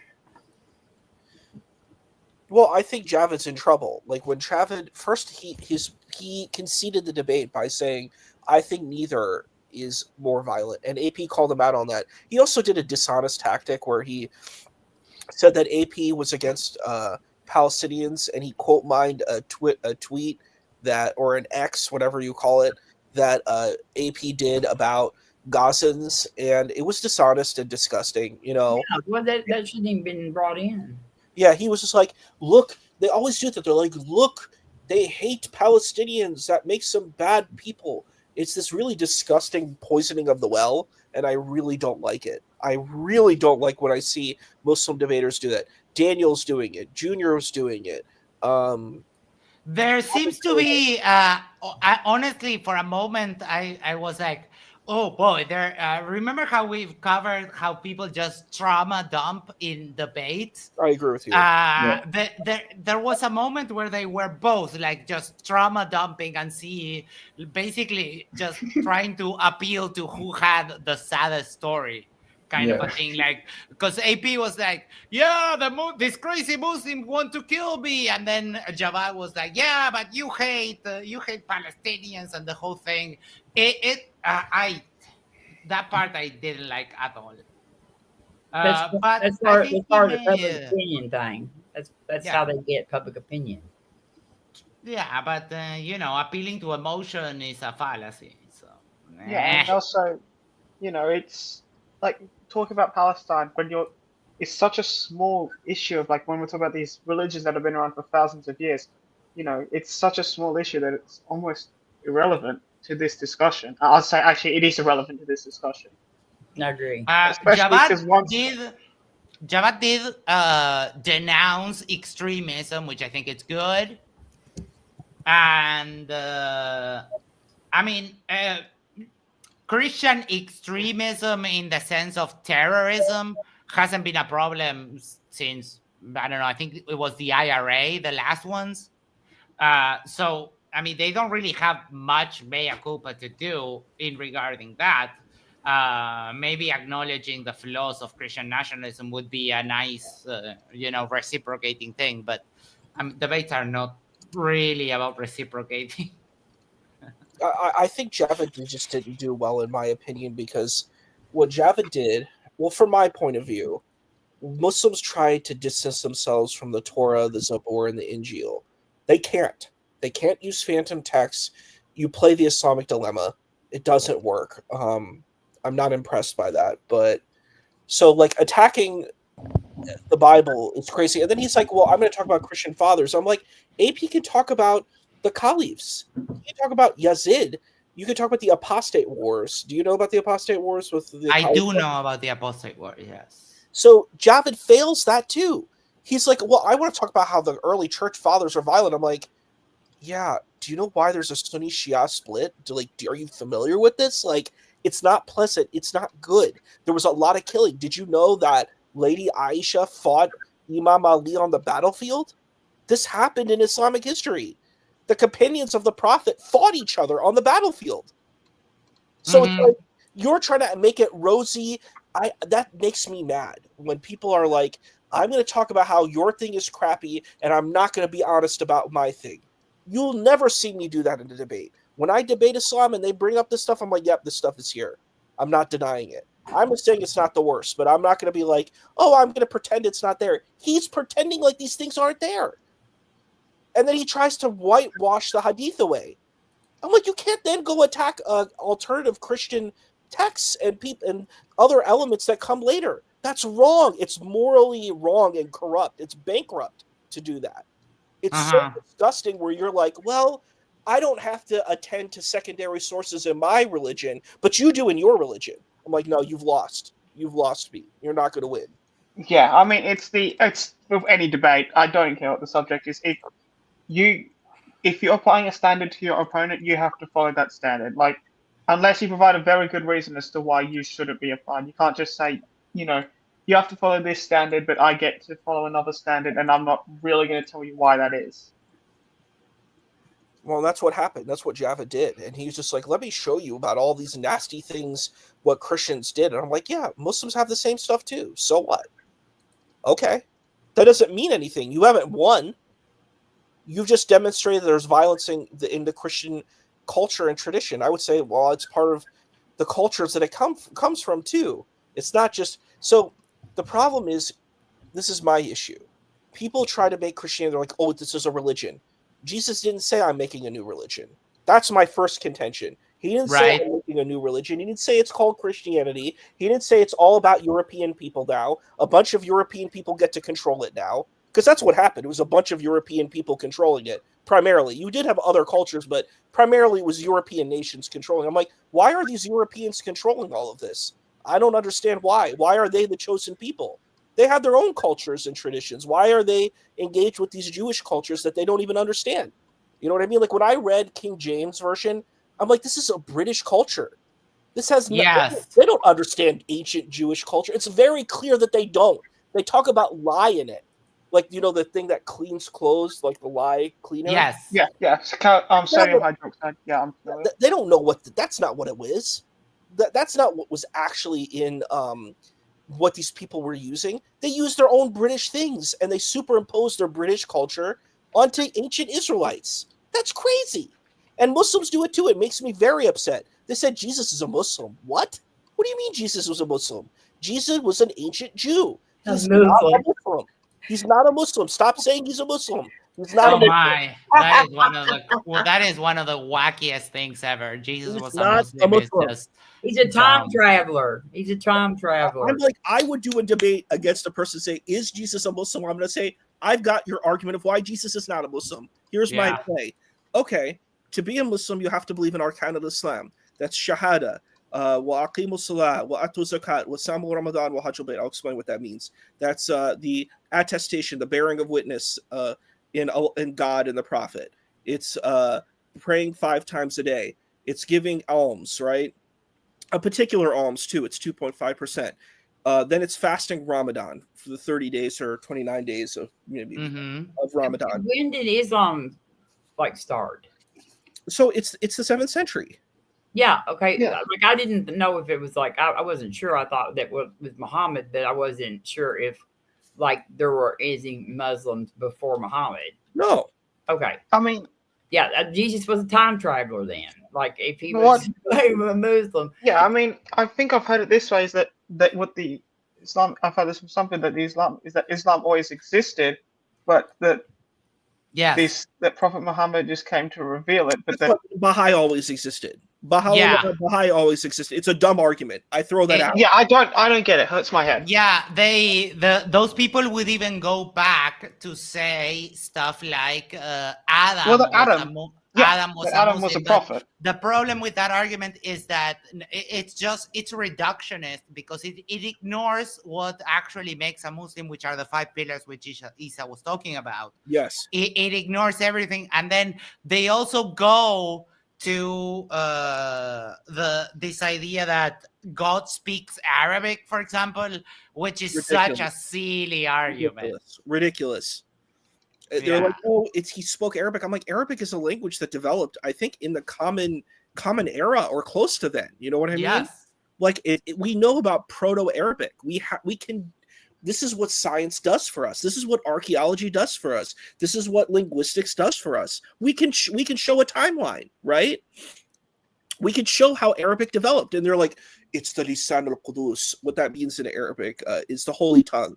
It's the holy tongue that's always existed. I'm like, you're full of it, dude. No, it's not. Yeah, those are the bad arguments we run away from. And I'm like, I think Javid failed, in my opinion. I'm sorry, I'm a little hard on Muslim debaters. I don't find them. That's fine. Now, if we remove the dishonesty and the cherry picking things out, comparing like scripture to scripture, I think that's why he feels that it's justified that when you compare scripture to scripture, there's like bad stuff there. That's why I was kind of like impressed. And I think I was more likely impressed because what we see is people arguing like Daniel Pikachu, child marriage and all of that stuff. It's good. It was refreshing for me, at least, to get a Muslim debater that doesn't go down that route and that denounces extremism and so on. That's why I was impressed. But now you bringing up this point, I actually missed some of the points that you brought up, Isa, during the debate, because I was mostly focused on that other stuff. But you make some very good points on there, yeah. So you make a good point too. Yes, you're right. I like the line of argumentation better too. I just think that he should have chosen a different topic. I don't think the topic he chose was good for him. Like, he was like, his opening it kind of defeats it. He's like, I think they're neutral. I mean, I actually take his position. That's why I wouldn't debate this topic. I'm like, religion is neutral. I don't think religion is good or bad. I don't think Christianity or Islam is superior in violence. It's people who are violent, and they'll use the texts and their narratives to make the things violent or not violent. That's my position. The same way the slave owners use the Bible to justify their slave ownership, and you also have the abolitionists using the Bible to justify their abolitionism. You can massage the text to mean what you want. To be. Which is people like, you can't separate the people from the religion, though. Like you can't say Christianity has not been a violent religion, or Islam, either one, because the people who actually practice it are the people who make up the religion. I mean, like, they may not be the scripture or the doctrine, but that's where the religion is. You know what I mean? Like, that's Christianity is all the Christians too that are in it. And I agree. I just think there was. Oh, sorry. No, go ahead. Sorry. I just one line. I think this is where AP won in my book. AP said in his in his rebuttal, he's like, "Oh, you chose the topic. We chose a topic together, and then in your opening argument, you said that they're neutral. Neither one is more violent than the other. Well, that's a concession. You lost the debate. You can't win by saying that. You shouldn't have agreed to this topic that you can't actually argue." So, it's a concession. Definitely, you cannot win with that, but I think you can aim for like a tie. I don't think necessarily it's a concession. Check this out. I just had a thought. Canadian Space Advocate said, God speaks Gaelic. And I'm going back to Genesis 1. God spoke the universe into existence. I wonder what language that was. Pig Latin. Right? Because languages develop much later. So what is God's native language? That is a very interesting question, and I don't think there's an answer for that. Yeah, I think it's must be metaphorical. That's got to be. No, yeah, of course. But if you are like a Bible believing person, I'll make a note to ask Dr. J. Ask Dr. J what God's native language is. What God's native language is. That's a very interesting question. He'll love that. All right. Next, going back one, we have comment on the Javid AP. Yeah, of course. Since you're about to move, I just think Muslims need to do better in these debates. They need to choose topics or if they're going to choose a certain topic, they need to figure out a creative way to engage the topic. Like when I was dealing with Islam, is Islam violent? The way I engaged with it is I kind of countered it by saying, well, Islam is pluralistic. So I don't deny that there are elements of violence that can exist within the continuum, but because it's a continuum, it's not intrinsically violent. That's the point. You can argue that kind of case, but if you're like, is it violent? I'm like, there's conquest. There's imperialism, there's colonialism. Like, yes, these things existed. We can't deny that, like they happen. Why are all these people calling themselves Arab? I wonder why. They weren't Arab before.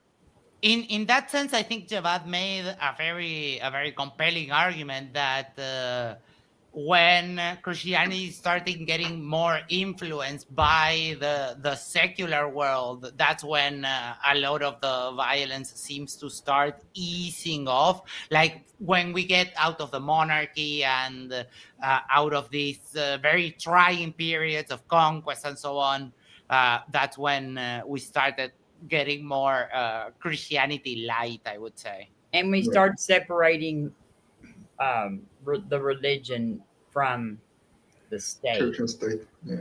I'm going to be very honest with you. These things called Christian states, I don't think I don't think have anything to do with Jesus. So I'm like, Christian means you follow Jesus, right? That's the point. True. There's nothing that is following. Jesus didn't care about a state.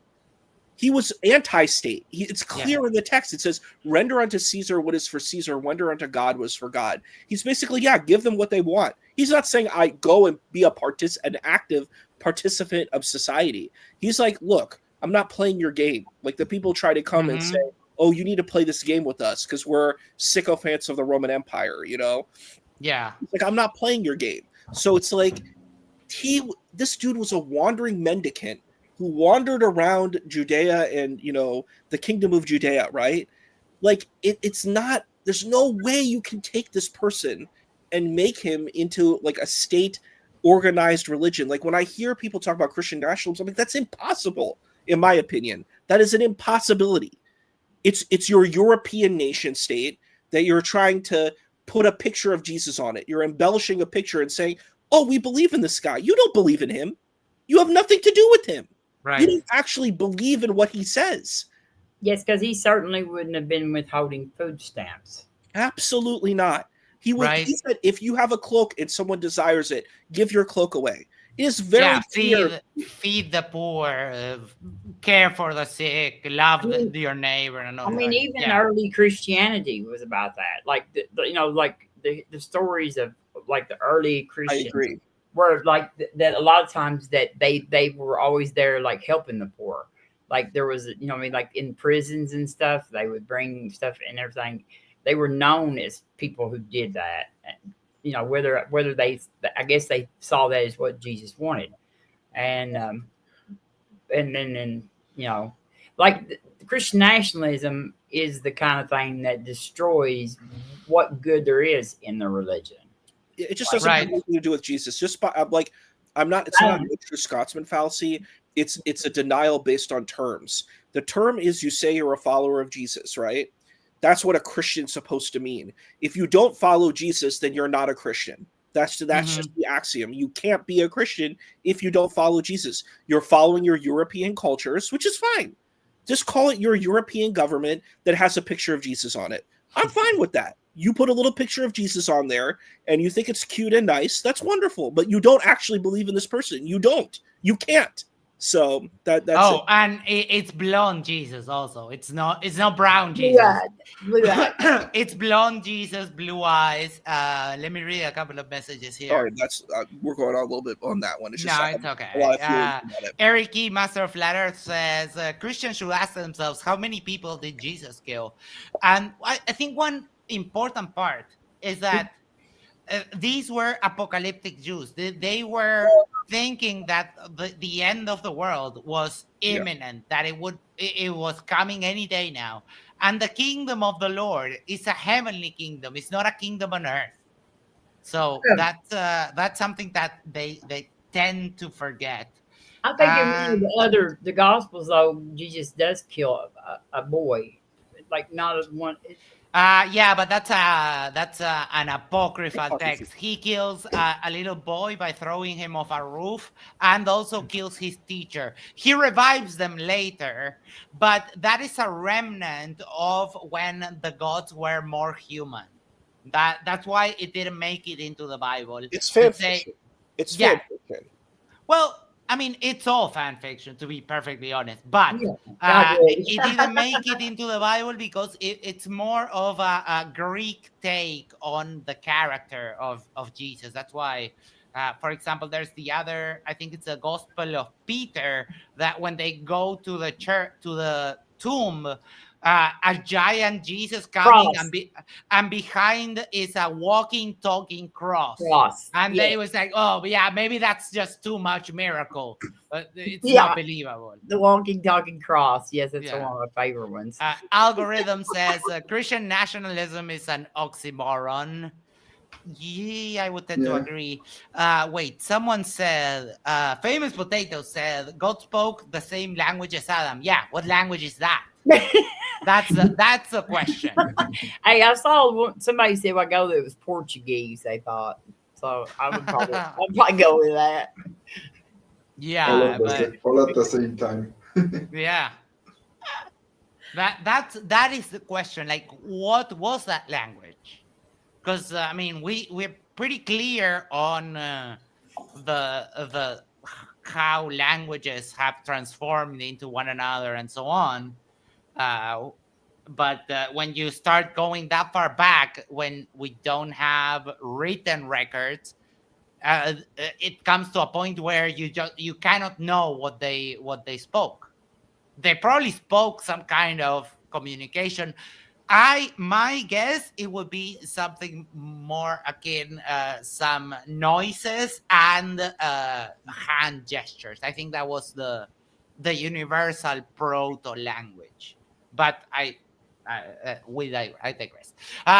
Next debate was is feminism more good or bad for society? Raquel Wilson against Craig at TFE.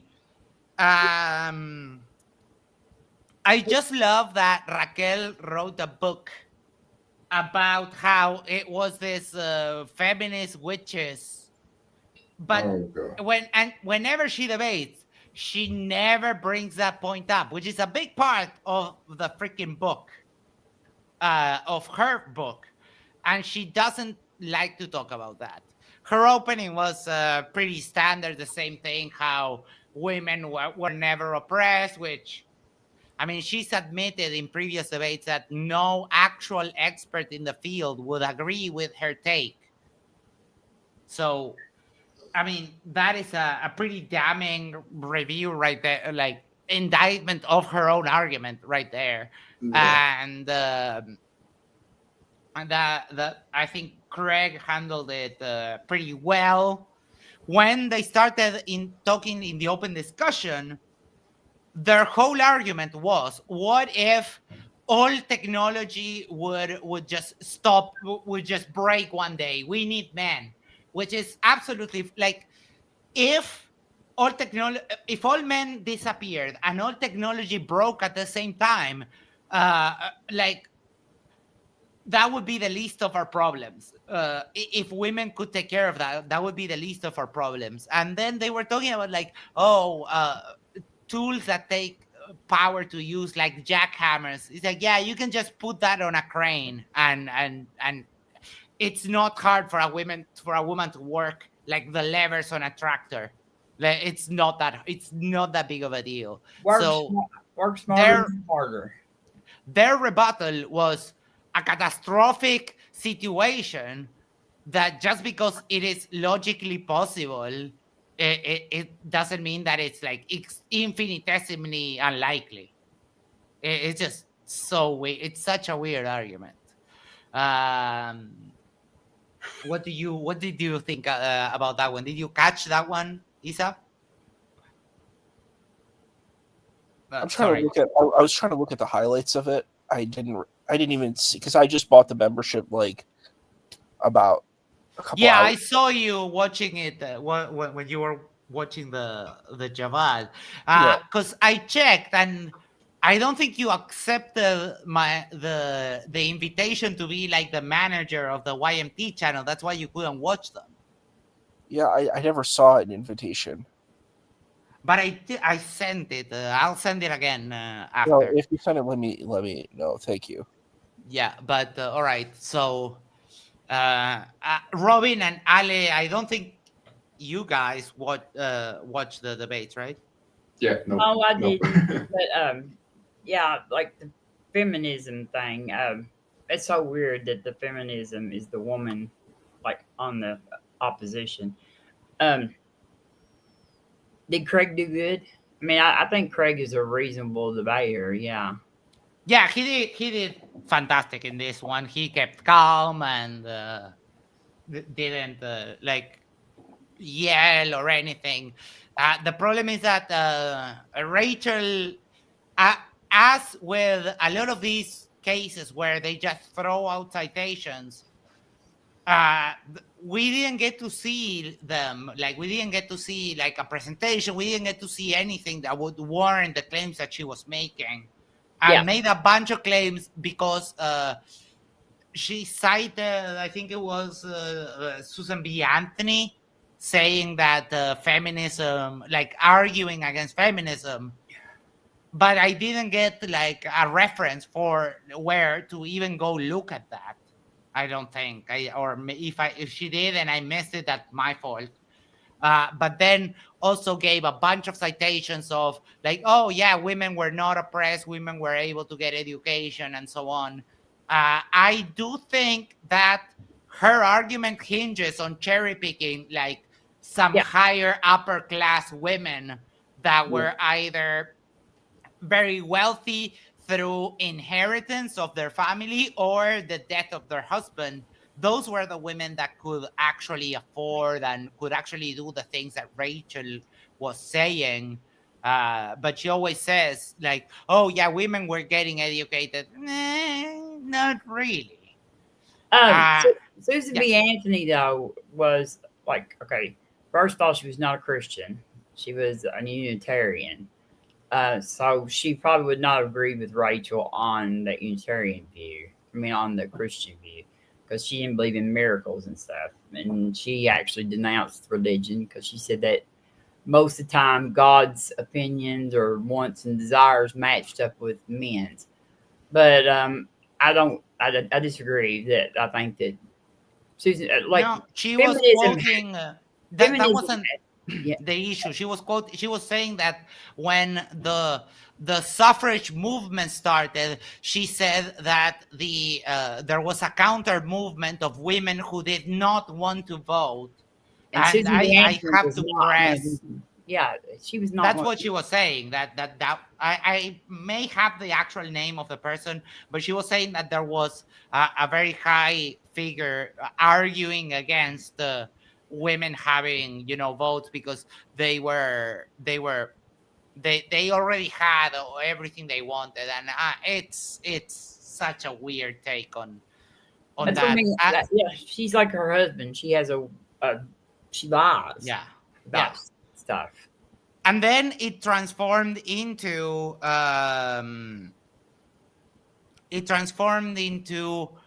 oh, what if all men disappeared and all technology all of a sudden broke? Like, how would women go about it? And it's like, well, avoiding the fact that you're just putting you're putting us into an apocalyptic situation. Right now, with the way technology it is right now, I mean, women could just keep on society going. They would have to figure out a way to get themselves pregnant. But other than that, I mean, the use of technology, it wouldn't change much. We have cranes, we have levers, we have robots, we have all of the things so that physical brute strength is not a factor anymore in keeping society going. It is actually great matter. It's actually gray matter what kind of keeps. I love all of the confidence you have in women. Max? I mean, I when you grow up around Latino women, it's a very different thing. I mean, Latino women are tough. Latino women are don't take shit from anyone, and there's something. There's a little saying we have in Spanish that women say, "Si quiero la luna, me la bajo yo." If I want the moon, I'll pull it down myself. That's what women. I've heard women say all my life. That's a good Right? one. Yeah. We don't need no blue no what we call it the we don't need no Prince Charming. We call it the Blue Prince in Spanish, but we don't need no Prince Charming. And if we want the moon, we'll just bring it down ourselves. So when you grow around that, it becomes. I don't see women as lesser or anything like that. Yeah, there are some minor phenotypical differences, but in today's world, they can just be made up with tech and with machinery and with everything. Well, and there's overlap between the strongest woman and the average man, yeah. The weaker men on the scale. So there's an overlap in there. So that's not a 1-to-1 correlation. I agree with you. Working smarter instead of harder. Just you just come up with a different way to do things when you don't have to use physical strength. You know what I mean? Yeah. Ale, you were going to say something? Yeah. I was kind of going to ask. She was arguing then that if all men disappeared, women wouldn't know how to use tools, or that they just wouldn't do it. They wouldn't have the brute strength to basically carry out society.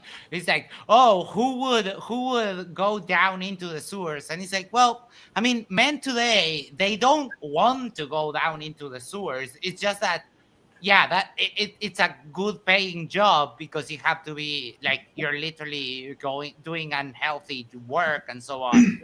And I would almost bet there's women who do that job. No one wants to shovel shit. That is a reality. It's just that it's something that needs to get done. I think an interesting answer to that would have been responding okay, what does that have to do with feminism? What would happen if all women disappeared?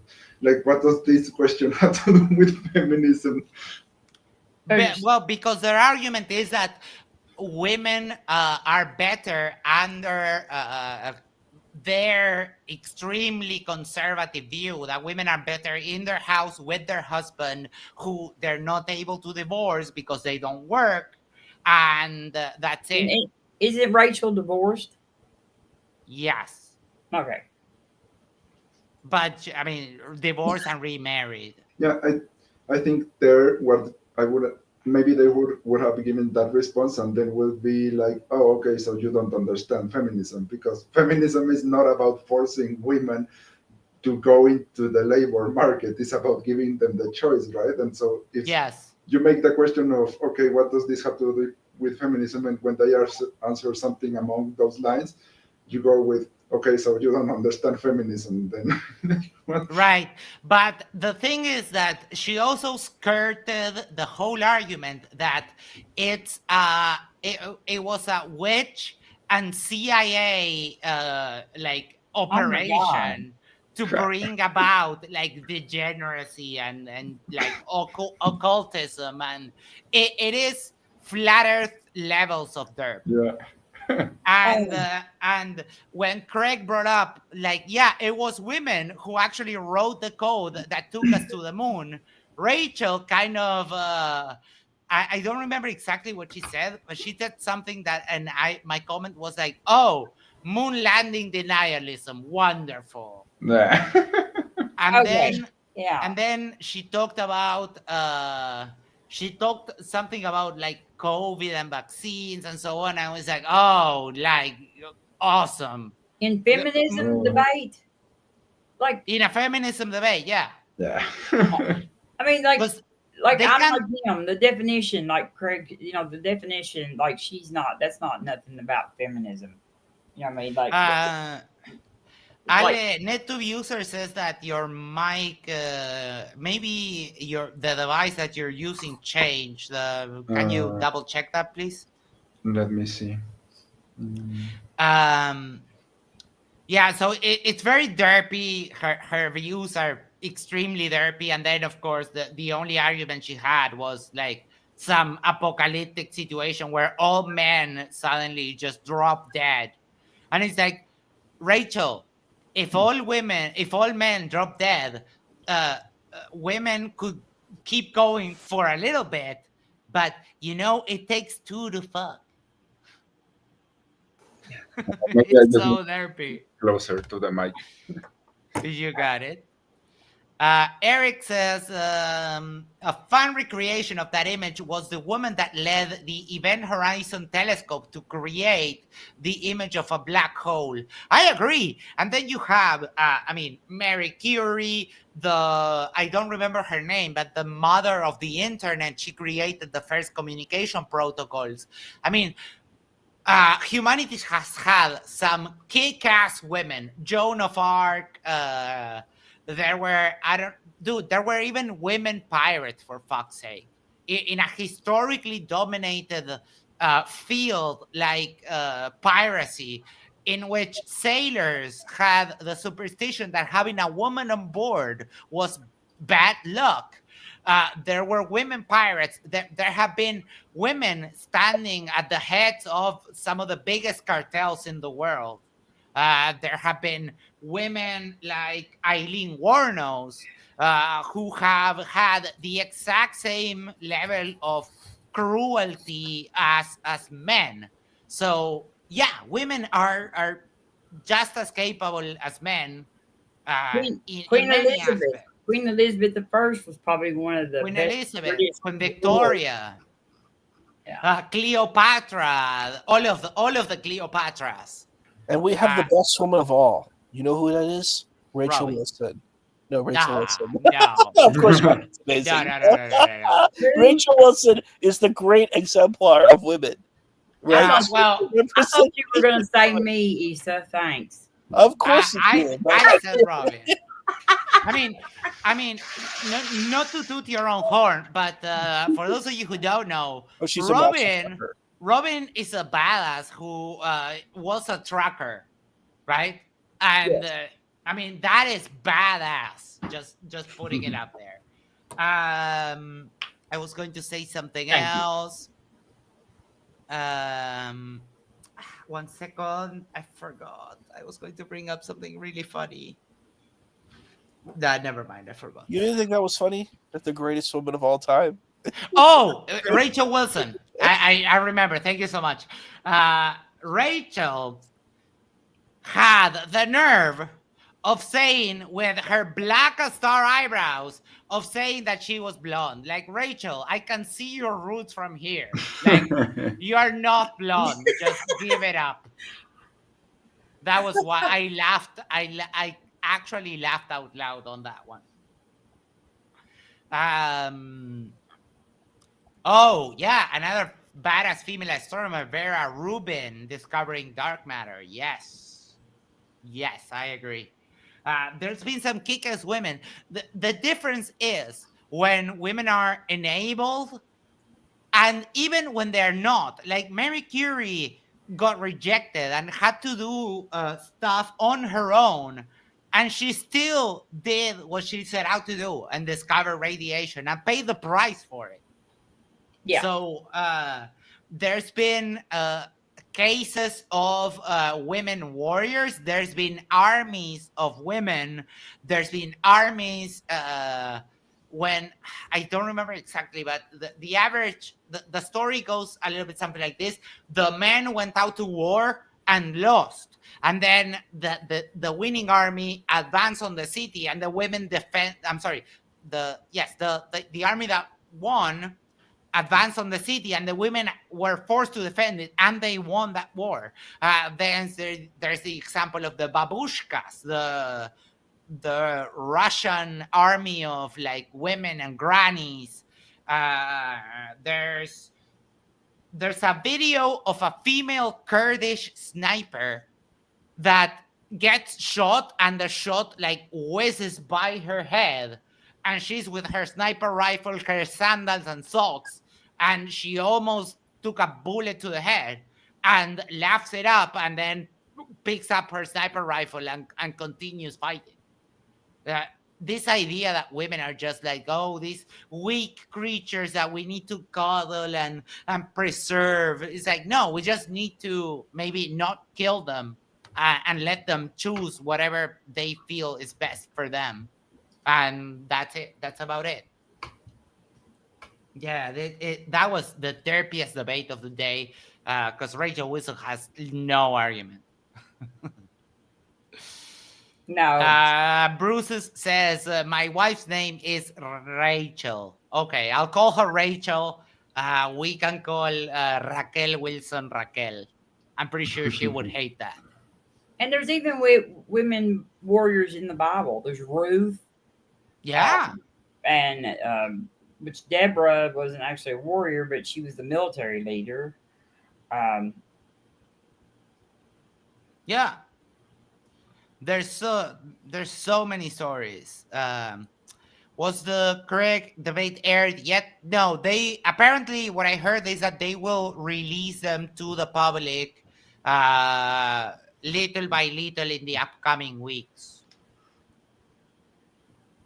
But I mean, it was $15. You get like a full month membership, and for me, that it was worth it. I paid, and I don't know. I think Dr. J might be in the process of moving. That's why he hasn't been around this weekend.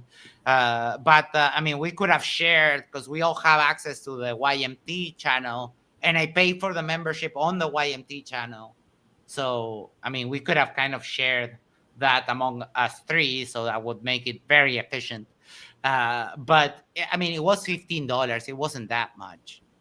And it was 7 debates. If you do the division, then it's like $2 and change for each debate. Like, okay, you're telling me you pay more to go to the cinema.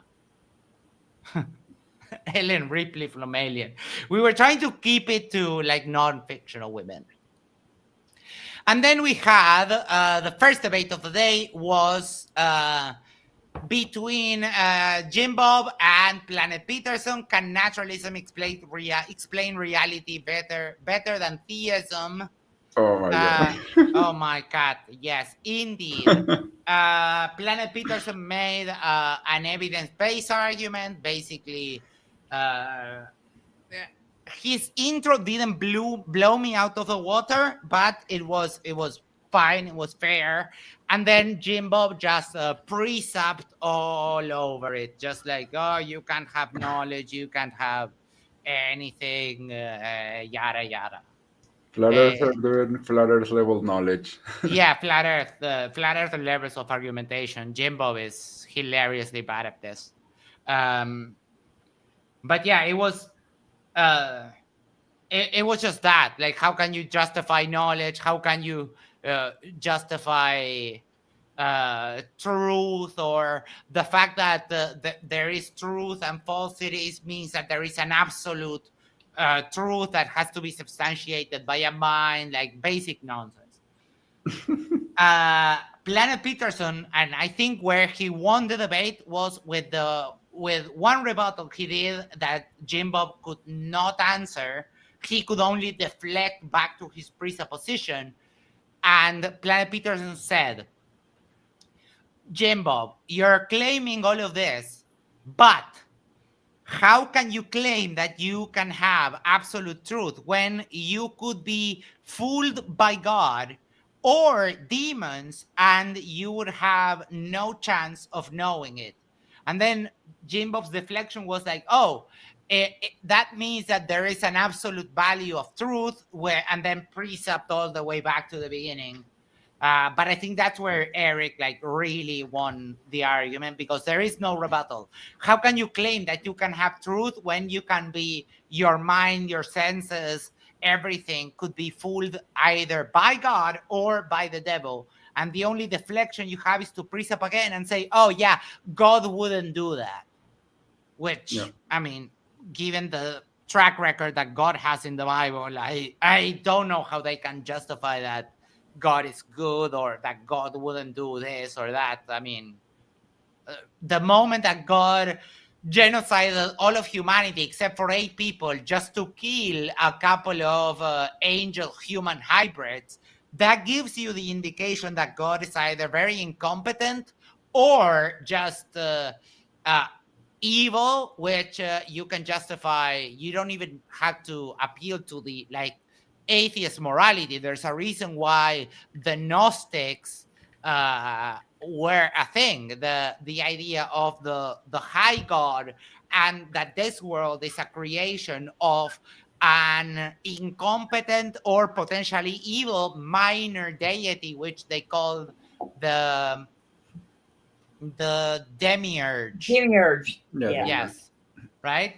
Yes. So even if you're going down the precept route, you can just appeal to okay, then tell me, why were there Christians that had this idea of the higher God, the Yahweh, and then the demiurge, which was either malevolent or incompetent when he created this world? That's why there is suffering. But I mean, that doesn't get you out of the, oh, okay, so the big guy, Yahweh, just let this minor deity do the creation for him, knowing that this other minor deity was either incompetent or malevolent. It makes no sense. And I don't think that they can justify that in any meaningful way. Or you can go read the book of Job. The book of Job, yeah, where God makes a bet with the devil and they ruin a guy's life for free. Yeah, kill his kids, all of his kids. Yeah, it's they fill him with boils, and they mess with this guy for no reason other than just to for a bet. Which, I mean, if you also believe that God is omnipotent, he could have just said, oh, this is what's going to happen. Because, I mean, Satan would have known that God would have the foreknowledge of what was going to happen. He could have just asked, or, I don't know, maybe use some of that omnipotent power to just play the future of Job in a TV for Satan. So, yeah, it was interesting, but I mean, a debate we've seen countless times before. I think it would be kind of interesting, maybe not interesting, but amusing maybe to see an approach. I don't know if you guys know this YouTuber called Breakfast Tacos. Yes. Yeah, I think it would be interesting kind of see presuppositional atheism kind of debate, right? Where the atheist goes first and does a bunch of presuppositions, and the Christian tries to dismantle those presuppositions, but cannot without literally criticizing their own form of argumentation. I think it would be kind of amusing seeing that. We had that, well, not that precisely, but we had Taco pop in one day, and he tried he was talking with John, and he did the whole atheist presuppositionalist thing. And I get the same vibe of argumentation than when the Christians do it. This is just garbage arguments. Yeah, I think that's kind of the point of why he does it. Yeah, I understand. Troll. Yeah, it's a troll for I know, but it's it gives me the exact same result. You're just saying over and over, yeah, it's quantum fields, and you have nothing other than that, and it's quantum fields.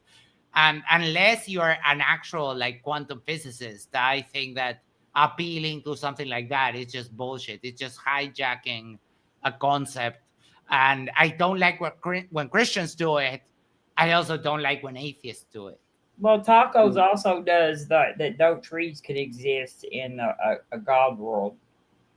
That I one I was, haven't heard that one. yeah. That he'll ask them and say, "Do you have trees in your worldview?" And if they says yes, he said, "Well, then you don't believe in a God world, because trees are not possible in a God world, because." He explains how like trees took billions of years worth of like decay and all this stuff to come about. You know what I mean? For evolution. And unless you think that God just like when he created the world just like popped up trees, out of nowhere or whatever. And then trees are not possible because they would not have had time to form in 6,000 years or whatever. Right. I mean, but we don't believe in evolution. Yeah, the evolution deniers were also also in the chat, like evolution is fake and all that stuff. Yeah, we had like the real MDD audience lurking today. It was so much fun, and that's why I actually bought the membership on the YMT channel and not on my main account, because I'm a mod there, and I couldn't have bashed on Drew the way I did if I were on my main account. So yeah. I was just saying, I sometimes wonder how much of it is dishonesty and how much is it they really not being able to understand, because like a few days ago, 50-50. yeah, maybe, but 5 or so days ago, I actually reached out to Will Duffy after I saw his discussion with Erica to talk with him about atheism. I wasn't trying to convince him or over anything. I was just trying to see if I could move his position to atheism being at least rational, not true, but at least somewhat rational. But it was, I see Will as someone honest, but it was like this kind of incompatible worldview where no matter how much I tried to explain that, yes, okay, I'm not gonna refute what you're telling me regarding God and whatever, but just try to see it from our point of view, which is a scientific point of view. How do you prove God scientifically, right? And I assume we'll accept science as a rational form of thinking, and I was just trying to sort of make him understand how can a worldview that uses science as a base be irrational or be non-coherent, right? And so I do wonder sometimes how much of it is just not being able to understand due to a different mindset. Will did ask. Well, he tried asking one question the first day and didn't he did so much preamble that James chased him away. Right before Isa was asking a question, Will was standing before him and didn't get the question out. He just made a bunch of if you ask me, a little bit of dumb statements. And then today he asked also another question of in the debate between Andrew Wilson and Richard Carrier, he asked oh, you claim to be humanist, and how can you support abortion? And I think Carrier's reply was basically the personhood argument, and that we don't just you can't abort a fetus at 8 months. It's generally before, and gave the developmental argument. Yeah. So, and basically just that the woman's right takes precedence over a clump of cells. So Will, even though he is doing his Erica kind of trying to get evolution, because he is a young earth creationist and at least seems to be wanting to learn evolution, he is still very stuck on the abortion issue. And what we've covered here a million times, the Bible doesn't care about abortion. In fact, it gives instructions on how to do it. Of course, they're bullshit, because it's just a magic spell. But I mean, the Bible, it just shows that it's not anti-abortion. It's just not. Yeah. And if you believe that God is responsible for everything, then God himself just kills fetuses all the time. So why would it be a problem if we kill a fetus? Well, I mean, in the Bible it says that, like, first it says that life begins at first breath.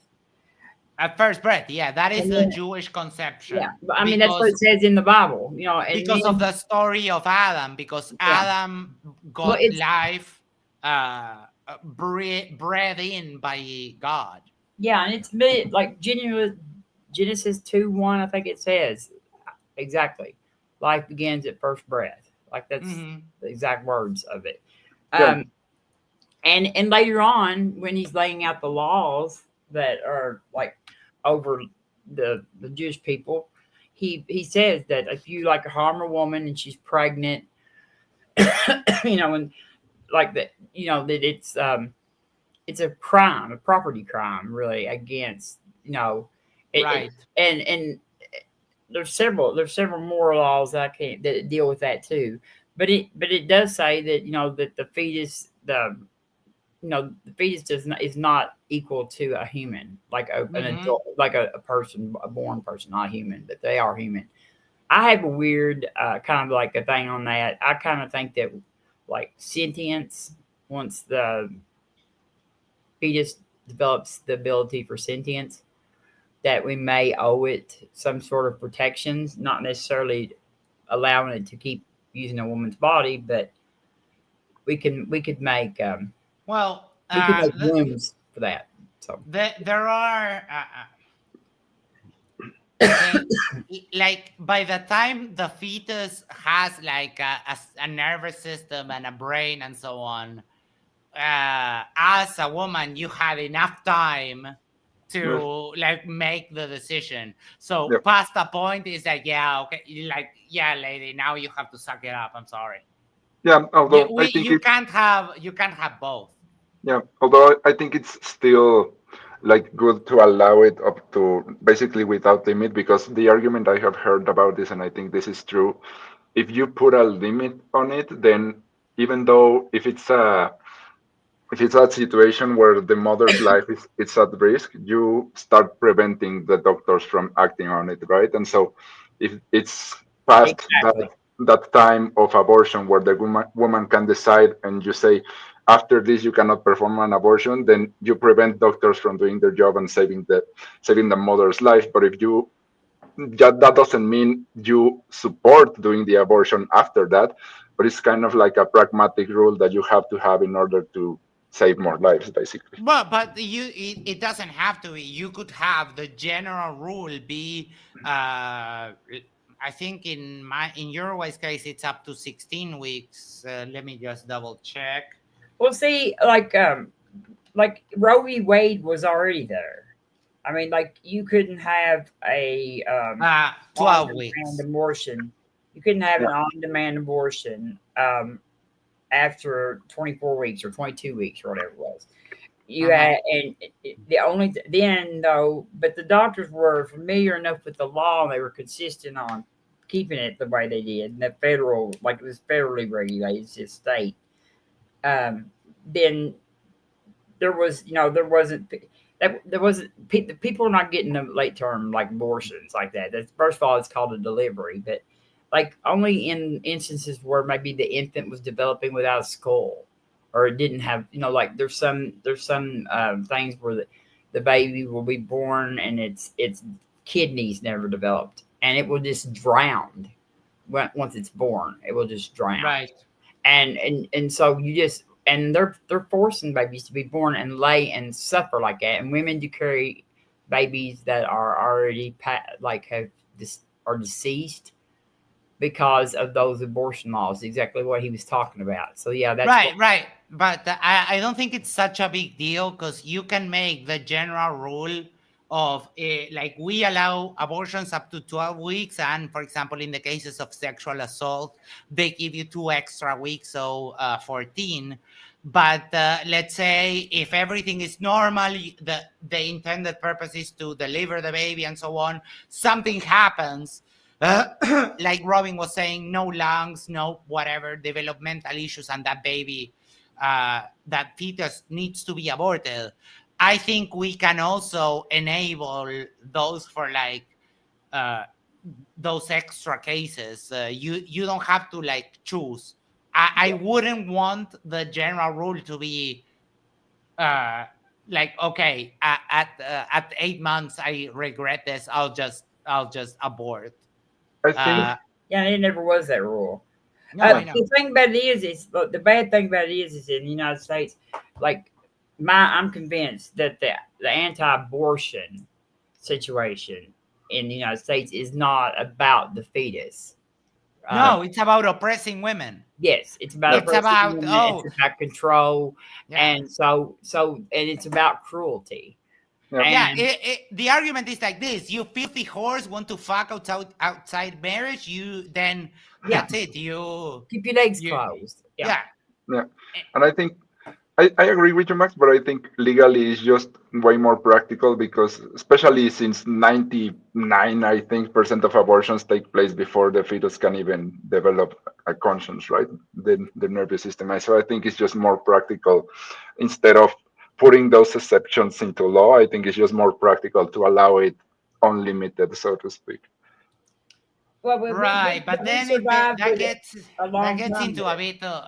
I mean, that gets to me that is just a tad too much. I think that the way the legislation is like here, it's a good example of how to go about it. Like, yeah, if you need the abortion at 8 months because it's a medical issue that the woman's life is in danger, or the baby like doesn't have lungs or whatever, then we can contemplate those very specifics.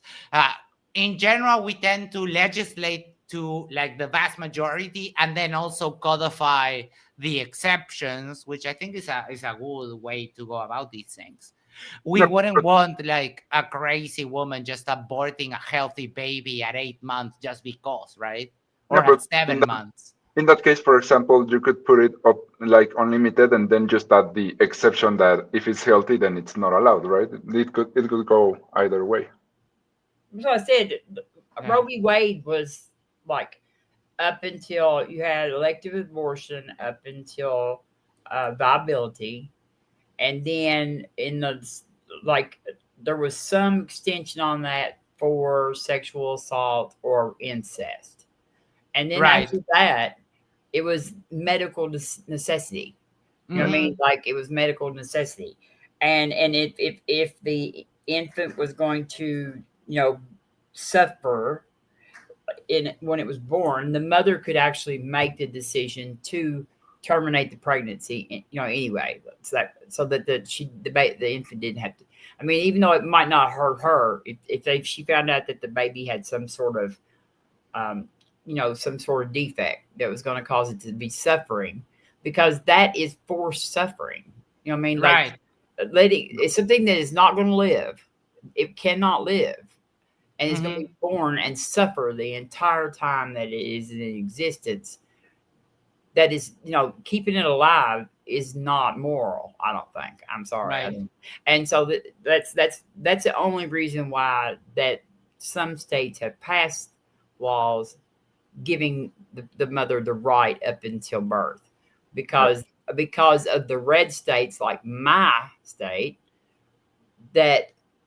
Sex, rape, incest, it doesn't matter. I mean, like, there's nothing that matters. And and like Kentucky hasn't had a bad like example yet, but Georgia has. Georgia's had several women like that, died needing DNCs. Like, they weren't even like some of them weren't even carrying viable pregnancies. They just needed a DNC, and the doctors were scared to perform a DNC on them, and they got sepsis and died. Right. And because that's the cruelty that pro-life side likes to go with. All right. So it's a bit late for me. I need to still have dinner. I'm gonna link our Discord, so if you want to join the Discord, it's getting there. We're still getting kind of like I'm still getting used to administering a Discord server. there's days I have a picture of the day kind of section, and there's days that I forget to put my picture of the day, but we'll get there eventually. And I think the next thing I will try to do is to get some notifications set up on the Discord so that you get like reminders when we have videos coming up. My idea is that as they release the debates, we will review them. Like we do the reviews of other videos. So for those of you who haven't watched them, you might get them coming soon. As soon as they start actually releasing them to the public, we'll try to get you those reviews, and we can revisit some of our thoughts on how our analysis went on the debates. Let's do final thoughts. Isa, you around or did you fall asleep?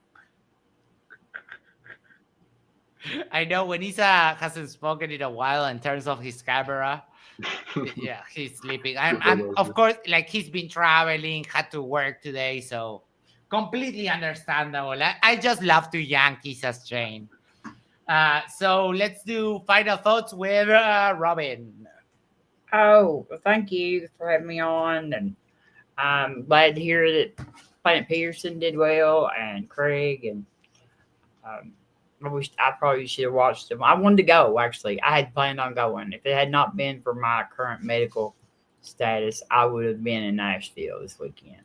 Nice, but we can all get together and go next year. Okay. And we'll teach these conservatives what the fuck a party is. I'm only an hour away. So, because apparently they had like an open bar, but I mean, an open bar with a bunch of conservatives is such a waste. Like, get me a couple of DJ decks, and we'll bring some ladies. We'll make an actual party of it. I think they might surprise you on how wild they might get. No, I mean, no freaking way.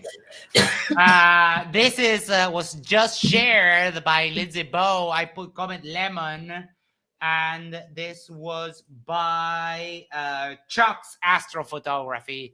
Insane, and the fact that we have people that think that the Earth is flat is just fucking wild.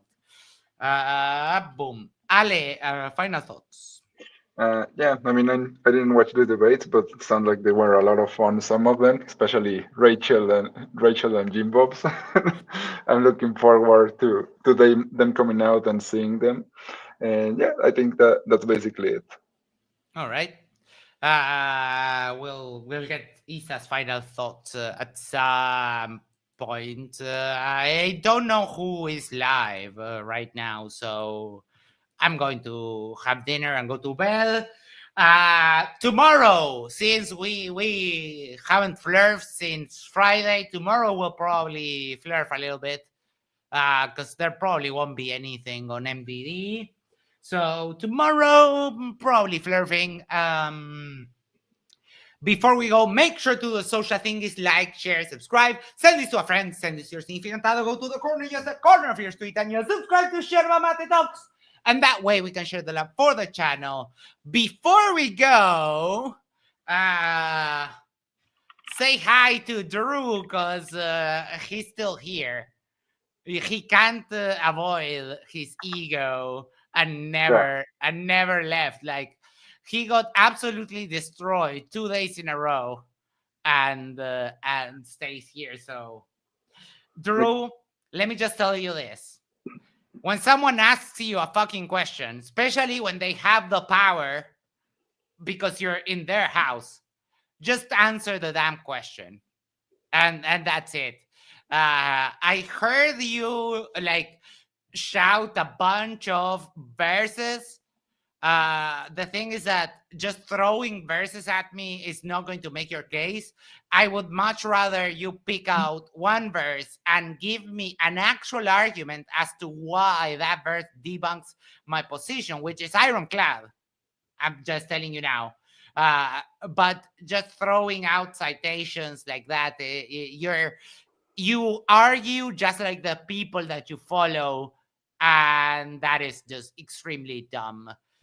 Drew is someone who was spurging out all day in the MDD chat, and he came here completely crashed out, couldn't answer a very simple question, came here today. I laid the rules out for him.